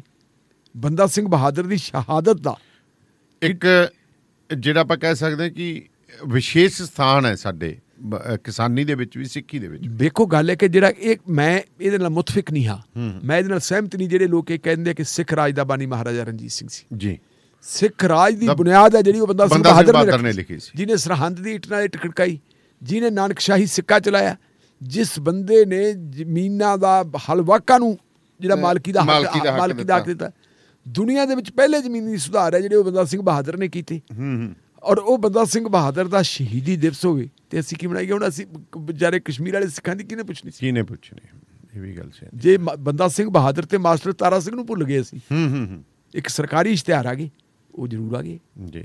ਤੇ ਢਿੱਲੋਂ ਸਾਹਿਬ ਹੁਣ ਜਦੋਂ ਬੇਅਦਬੀ ਦੇ ਮਾਮਲੇ ਦੇ ਵਿੱਚ ਹੁਣ ਸੁਖਬੀਰ ਸਿੰਘ ਬਾਦਲ ਨੂੰ ਸੱਦ ਲਿਆ ਤੇ ਅਕਾਲੀ ਦਲ ਬੜੇ ਦਿੱਲੀ ਤੱਕ ਦੇ ਬਿਆਨ ਦੇਣ ਲੱਗ ਪਏ, ਸੋਨੀਆ ਗਾਂਧੀ ਤੱਕ ਵੀ ਇਲਜ਼ਾਮਾਤ ਲਾਤੇ ਵੀ ਇਹ ਸਾਨੂੰ ਫੜਾਉਣਾ ਚਾਹੁੰਦੀ ਹੈ। ਦੇਖੋ ਪਹਿਲੀ ਗੱਲ ਤਾਂ ਇਹ ਹੈ ਕਿ ਸੁਖਬੀਰ ਸਿੰਘ ਬਾਦਲ ਨੂੰ ਪਹਿਲੀ ਵਾਰ ਨਹੀਂ ਸੱਦਿਆ। ਸੁਖਬੀਰ ਸਿੰਘ ਬਾਦਲ ਨੂੰ ਕਮਰ ਵਿਜੇ ਪ੍ਰਤਾਪ ਸਿੰਘ ਵਾਲੀ ਜਿਹੜੀ ਹੈਗੀ ਕਮੇਟੀ, ਉਹਨੇ ਵੀ ਗ੍ਰਿਲ ਕੀਤਾ ਸੀ, ਸੀਨੀਅਰ ਬਾਦਲ ਸਾਹਿਬ ਨੂੰ ਵੀ ਕੀਤਾ ਸੀ ਜੀ। ਲੇਕਿਨ ਜਦੋਂ ਮਤਲਬ ਹੁਣ ਇਹਨਾਂ ਨੂੰ ਇਹ ਲੱਗਦੀ ਹੈ ਕਿ ਕੋਈ ਗੱਲ ਗੜਬੜ ਹੈ ਜੀ, ਕਿਉਂਕਿ ਜਿਹੜੀ ਇਹ SIT ਹੈ, ਇਹ SIT ਜਿਸ ਢੰਗ ਨਾਲ ਕੰਮ ਕਰ ਰਹੀ ਹੈ, ਕਾਨੂੰਨੀ ਤਰੀਕੇ ਨਾਲ ਕਿਸੇ ਨਾਲ ਕੋਈ ਗੱਲਬਾਤ ਨਹੀਂ ਕਰ ਰਹੀ, ਇਹਦੇ ਤੋਂ ਇਹਨਾਂ ਨੂੰ ਕੋਈ ਖਦਸ਼ਾ ਪੈਦਾ ਹੋ ਗਿਆ। ਤੁਹਾਡੀ ਯਾਦ ਹੋਣਾ ਕਿ ਆਮ ਤੌਰ ਦੇ ਉੱਤੇ ਜਦੋਂ ਇਲੈਕਸ਼ਨਾਂ ਦਾ ਟਾਈਮ ਹੁੰਦਾ ਹੈ ਜੀ, ਉਦੋਂ 84 ਯਾਦ ਆ ਜਾਂਦੀ ਹੈ, ਆਪਰੇਸ਼ਨ ਬਲੂ ਸਟਾਰ ਵੀ ਯਾਦ ਆਉਂਦਾ, ਬਿਲਕੁਲ ਆਉਂਦਾ ਜੀ। ਉਦੋਂ ਦਿੱਲੀ ਦੀ ਜਿਹੜੀ ਹੈਗੀ ਇੰਦਰਾ ਗਾਂਧੀ ਦੇ ਕਤਲ ਤੋਂ ਬਾਅਦ ਸਿੱਖ ਕਤਲੇਆਮ ਵੀ ਯਾਦ ਆਉਂਦਾ, ਸਾਰਾ ਕੁਝ ਆ ਜਾਂਦਾ ਹੈ। ਲੇਕਿਨ ਜਦੋਂ ਇਲੈਕਸ਼ਨ ਟੱਪ ਜਾਂਦੀ ਹੈ, ਉਹਨਾਂ ਦੀ ਬਾਤ ਕੌਣ ਪੁੱਛਦਾ ਹੈ? ਮੈਂ ਤੁਹਾਡੇ ਯਾਦ ਕਰਾਉਣਾ। ਤੁਸੀਂ ਯਾਦ ਦੇਖੋ ਕਿ ਜਦੋਂ ਬਰਗਾੜੀ ਵਾਲਾ ਕਾਂਡ ਹੋਇਆ ਜੀ, ਉਹਨਾਂ ਦਿਨਾਂ ਦੇ ਵਿੱਚ ਨਸ਼ਿਆਂ ਦਾ ਵੀ ਪੂਰਾ ਭਰਪੂਰ ਚੱਲਣ ਸੀ। ਹਾਂਜੀ। ਉਸ ਵੇਲੇ ਇੱਕ ਬੰਦੇ ਨੇ ਹਿੰਮਤ ਕੀਤੀ ਸੀ ਕਿ ਬਠਿੰਡੇ ਆਪਣਾ ਤੁਹਾਡਾ ਬਰਗਾੜੀ ਤੋਂ ਲੈ ਕੇ ਦਮਦਮਾ ਸਾਹਿਬ ਤੱਕ ਸਾਈਕਲ ਮਾਰਚ ਕੱਢਣਾ ਸੀ ਜੀ। ਉਸ ਬੰਦੇ ਦਾ ਨਾਂ ਹੈ ਜੀ HS ਫੂਲਕਾ ਜੀ। HS ਫੂਲਕਾ ਨੇ ਜਦੋਂ ਸਾਈਕਲ ਮਾਰਚ ਕੱਢਣਾ ਸੀ ਤੇ ਇੱਥੇ ਆਪਾਂ ਵੇਖਿਆ ਬਠਿੰਡੇ ਆ ਜਿੱਥੇ ਹੁਣ ਆ ਤੁਹਾਡਾ ਆਪਣੇ ਜਿੱਥੇ ਆਪਣਾ ਦਫ਼ਤਰ, ਆਪਣੇ ਦਫ਼ਤਰ ਦੇ ਸਾਹਮਣੇ ਜਿਹੜੀਆਂ ਸ਼ੋਰੂਮ ਬਣੇ, ਹਾਂਜੀ ਹਾਂਜੀ, ਇਹ ਜਗ੍ਹਾ ਉਦੋਂ ਖਾਲੀ ਹੁੰਦੀ ਸੀ। ਇੱਥੇ ਆ ਕੇ ਗੱਡੀਆਂ ਖੜ੍ਹ ਗਈਆਂ, ਗੱਡੀਆਂ ਦੇ ਵਿੱਚ ਔਰਤਾਂ, ਔਰਤਾਂ ਦੇ ਉੱਤੇ ਚੁੰਨੀਆਂ ਲੱਗੀਆਂ ਹੋਈਆਂ, ਸਫੈਦ ਚੁੰਨੀਆਂ ਲੱਗੀਆਂ ਹੋਈਆਂ। ਉਹ ਗੱਡੀਆਂ ਦੇ ਕੋਲ ਦੀ ਲੰਘਦੇ ਦੇਖਿਆ ਆਪਾਂ, ਤੁਸੀਂ ਵੀ ਸੀ, ਹਾਂ, ਆਪਾਂ ਦੇਖਿਆ ਕਿ ਗੱਡੀਆਂ ਦਿੱਲੀ ਨੰਬਰ ਦੀਆਂ। ਇਹ ਕੀ ਗੱਲ? ਫੂਲਕਾ ਸਾਹਿਬ ਨੇ ਵੀ ਇੱਥੇ ਆਉਣਾ ਸੀ, ਇੱਥੇ ਆ ਕੇ ਫੂਲਕਾ ਸਾਹਿਬ ਨੇ ਚਾਹ ਪਾਣੀ ਪੀਣੀ ਸੀ, ਇੱਥੇ ਆ ਕੇ ਉਹਨੇ ਉਹਨੂੰ ਇਕੱਠ ਨੂੰ ਸੰਬੋਧਨ ਕਰਨਾ ਸੀ। ਉਹ ਪਤਾ ਲੱਗਿਆ ਕਿ ਉਹਨਾਂ ਨੂੰ ਮਨਜਿੰਦਰ ਸਿੰਘ ਸਿਰਸਾ ਨੇ ਭੇਜਿਆ ਸੀ ਉੱਥੋਂ ਜੀ। ਔਰ ਉਹ ਪਹਿਲੀ ਰਾਤ ਜਿਹੜੀ ਹੈ ਬਾਅਦ ਦੇ ਵਿੱਚ ਪੜਤਾਲ ਕੀਤੀ, ਪਹਿਲੀ ਰਾਤ ਆ ਕੇ ਉਹ ਰਹੇ ਦਮਦਮਾ ਸਾਹਿਬ ਇੱਥੇ ਉੱਥੇ ਉਹਨਾਂ ਨੂੰ ਜਿਹੜਾ ਵਿਸ਼ਰਾਮ ਕਰਵਾਇਆ, ਲੰਗਰ ਪਾਣੀ ਛਕਾ ਕੇ ਤੇ ਉੱਥੋਂ ਇੱਥੇ ਨਵਾ ਧਵਾ ਕੇ ਇੱਥੇ ਲੈ ਆਪਾਂ ਫਿਰ ਉਹਨਾਂ ਨੂੰ ਪੁੱਛਿਆ ਜਿਹੜੇ ਗੱਡਾਂ ਜਿਹੜੀਆਂ ਏਸੀ ਬੱਸਾਂ ਆਈਆਂ ਸੀ ਵੀ ਇਹ ਏਸੀ ਬੱਸਾਂ ਤੁਹਾਡੀਆਂ ਭਾਈ ਕਿਵੇਂ ਕਿਹੜੀਆਂ ਕੰਪਨੀਆਂ ਦੇ ਕਿਵੇਂ ਆਈਆਂ? ਉਹ ਕਹਿੰਦੇ ਜੀ ਇਹ ਤਾਂ ਸਾਨੂੰ ਜਿਹੜੀਆਂ ਦਿੱਲੀ ਗੁਰਦੁਆਰਾ ਕਮੇਟੀ ਨੇ ਕਰਵਾ ਕੇ ਦਿੱਤੀਆਂ। ਇਹਨਾਂ ਨੂੰ ਅਸੀਂ ਲੈ ਕੇ ਆਏ। ਉਹ ਬੀਬੀਆਂ ਫੂਲਕਾ ਸਾਹਿਬ ਦੇ ਖਿਲਾਫ ਮੁਜ਼ਾਹਰਾ ਕਰਨ ਵਾਸਤੇ ਆਈਆਂ ਸੀ ਦਿੱਲੀੋਂ ਚੱਲ ਕੇ ਉਹਨਾਂ ਨੂੰ ਲੈ ਕੇ ਆਏ ਸੀ ਅਕਾਲੀ ਦਲ ਵਾਲੇ ਕਿ ਜੀ ਇਹਨਾਂ ਨੇ ਜਿਹੜਾ ਹੈਗਾ ਉਹ ਆਮ ਆਦਮੀ ਪਾਰਟੀ ਸੀ ਨਾ ਉਦੋਂ, ਉਹ ਆਮ ਆਦਮੀ ਪਾਰਟੀ ਸੀ ਫੂਲਕਾ ਨੇ ਜਿਹੜਾ 84 ਦੇ ਸਿੱਖ ਕਤਲੇਆਮ ਦੇ ਕੇਸਾਂ ਦੀ ਪ੍ਰੋਪਰ ਪੈਰਵਾਈ ਨਹੀਂ ਕੀਤੀ। ਇਹਨੇ ਸ਼੍ਰੋਮਣੀ ਗੁਰਦੁਆਰਾ ਪ੍ਰਬੰਧਕ ਕਮੇਟੀ ਤੋਂ ਪੈਸੇ ਲੈ ਲਏ। ਜਿਸ ਬੰਦੇ ਨੇ ਆਪਣਾ ਸਾਰਾ ਕੈਰੀਅਰ ਹੀ ਬਰਬਾਦ ਕਰਤਾ, ਜੀ ਉਹ ਕਿੱਡਾ ਵੱਡਾ ਸੁਪਰੀਮ ਕੋਰਟ ਦਾ ਸੀਨੀਅਰ ਵਕੀਲ ਆ, ਸਾਰਾ ਕੰਮ ਛੱਡ ਕੇ ਉਸ ਸਿੱਖ ਕਤਲੇਆਮ ਦੇ ਮਾਮਲੇ 'ਚ ਪੈ ਗਿਆ। ਅਸੀਂ ਉਹਨੂੰ ਖਲਨਾਇਕ ਬਣਾਉਣ ਵਾਸਤੇ ਤਾਂ ਮੂਹਰੇ ਹੋ ਗਏ, ਉਹਨੂੰ ਬਦਨਾਮ ਕਰਨ ਵਾਸਤੇ ਦਿੱਲੀ ਦੇ ਸਿੱਖ ਕਤਲੇਆਮ ਦੀਆਂ ਜਿਹੜੀਆਂ ਉਹ ਪਤਾ ਨਹੀਂ ਵਿਚਾਰੀਆਂ ਮਤਲਬ ਪ੍ਰਭਾਵਿਤ ਸੀ ਜਾਂ ਕੋਈ ਹੋਰ ਹੀ ਲੈਂਦੇ, ਉਹਨਾਂ ਨੂੰ ਲੈ ਕੇ ਤੇ ਉਹਦੇ ਖਿਲਾਫ ਕੀਤਾ। ਤੇ ਬਾਅਦ ਦੇ ਵਿੱਚ ਸੱਜਣ ਕੁਮਾਰ ਨੂੰ ਉਮਰ ਕੈਦ ਹੋ ਗਈ ਤੇ ਉਮਰ ਕੈਦ ਵੀ ਇਹੋ ਜਿਹੀ ਹੋਈ ਹੈ ਕਿ ਸੱਜਣ ਕੁਮਾਰ ਟਿਲ ਡੈਥ ਉਹਨੇ ਜੇਲ੍ਹ ਦੇ ਵਿੱਚ ਰਹਿਣੇ। ਉਹ ਫੂਲਕਾ ਸਾਹਿਬ ਨੇ ਕਰਵਾਈ। ਮਤਲਬ ਉਹ ਤੁਸੀਂ ਦੇਖੋ ਕਿ 84 ਵੀ ਯਾਦ ਆ ਜਾਂਦਾ ਹੈ। ਤੇ ਹੁਣ ਜਦੋਂ ਇਹ 84 ਇੰਦਰਾ ਗਾਂਧੀ, ਸੋਨੀਆ ਗਾਂਧੀ ਕੌਣ ਹੈ? ਇੰਦਰਾ ਗਾਂਧੀ ਦੀ ਨੂੰਹ ਹੈ। ਕੱਲ੍ਹ ਫਿਰ ਜਿਹੜੀ ਮਜੀਠੀਆ ਸਾਹਿਬ ਨੇ ਪ੍ਰੈਸ ਕਾਨਫਰੰਸ ਕੀਤੀ ਤੇ ਨਾਲ ਦਲਜੀਤ ਸਿੰਘ ਚੀਮਾ ਵੀ ਸੀ। ਉਹਦੇ ਵਿੱਚ ਉਹਨਾਂ ਨੇ ਕਿਹਾ ਜੀ ਇੰਦਰਾ ਗਾਂਧੀ ਨੇ ਹੁਕਮ ਦਿੱਤਾ ਕੈਪਟਨ ਅਮਰਿੰਦਰ ਸਿੰਘ ਨੂੰ, ਸੋਨੀਆ ਗਾਂਧੀ ਨੇ, ਇੰਦਰਾ ਦੀ ਨੂੰਹ ਨੇ। ਇੰਦਰਾ ਗਾਂਧੀ ਨੇ ਆਪਰੇਸ਼ਨ ਬਲੂ ਸਟਾਰ ਕੀਤਾ ਸੀ, ਜੋੜਤਾ ਹਾਂ। ਉਹਨੇ ਆਪਰੇਸ਼ਨ ਬਲੂ ਸਟਾਰ ਕੀਤਾ ਸੀ। ਉਹਨੇ ਜੀ ਸਾਡਾ ਅਕਾਲ ਤਖਤ ਢਾਇਆ ਸੀ। ਨੂੰਹ ਨੇ ਹੁਣ ਹੁਕਮ ਦਿੱਤਾ ਕੈਪਟਨ ਅਮਰਿੰਦਰ ਸਿੰਘ ਨੂੰ ਕਿ ਤੂੰ ਬਾਦਲ ਪਰਿਵਾਰ ਨੂੰ ਫੜ ਕੇ ਅੰਦਰ ਕਰ ਦੇ। ਕਾਹਦੇ ਵਾਸਤੇ? ਵੀ ਉਹ ਬਦਨਾਮ ਹੋ ਜਾਣ, ਵੀ ਇਹ ਬੇਅਦਬੀ ਦੇ ਦੋਖੀ ਹੈ। ਪਹਿਲੀ ਗੱਲ ਤਾਂ ਬੇਅਦਬੀ ਦੀ ਤਫਤੀਸ਼ ਹੀ ਨਹੀਂ, ਇਹ ਤਾਂ ਤਫਤੀਸ਼ ਕੋਟਕਪੂਰਾ ਗੋਲੀ ਕਾਂਡ ਦੀ ਹੈ। ਕੋਟਕਪੂਰਾ ਗੋਲੀ ਕਾਂਡ ਦੇ ਵਿੱਚੋਂ ਵੀ ਇਹ ਕਿ ਜਿਹੜੀ ਗੋਲੀ ਚੱਲੀ ਆ ਹੁਕਮ ਕਿਹਦਾ ਸੀ ਉਹ ਇਹ ਲੱਭ ਰਹੇ। ਰੌਲਾ ਤਾਂ ਇੰਨਾ ਹੀ ਹੈ। 120 ਕਿਹੜਾ ਸੀ?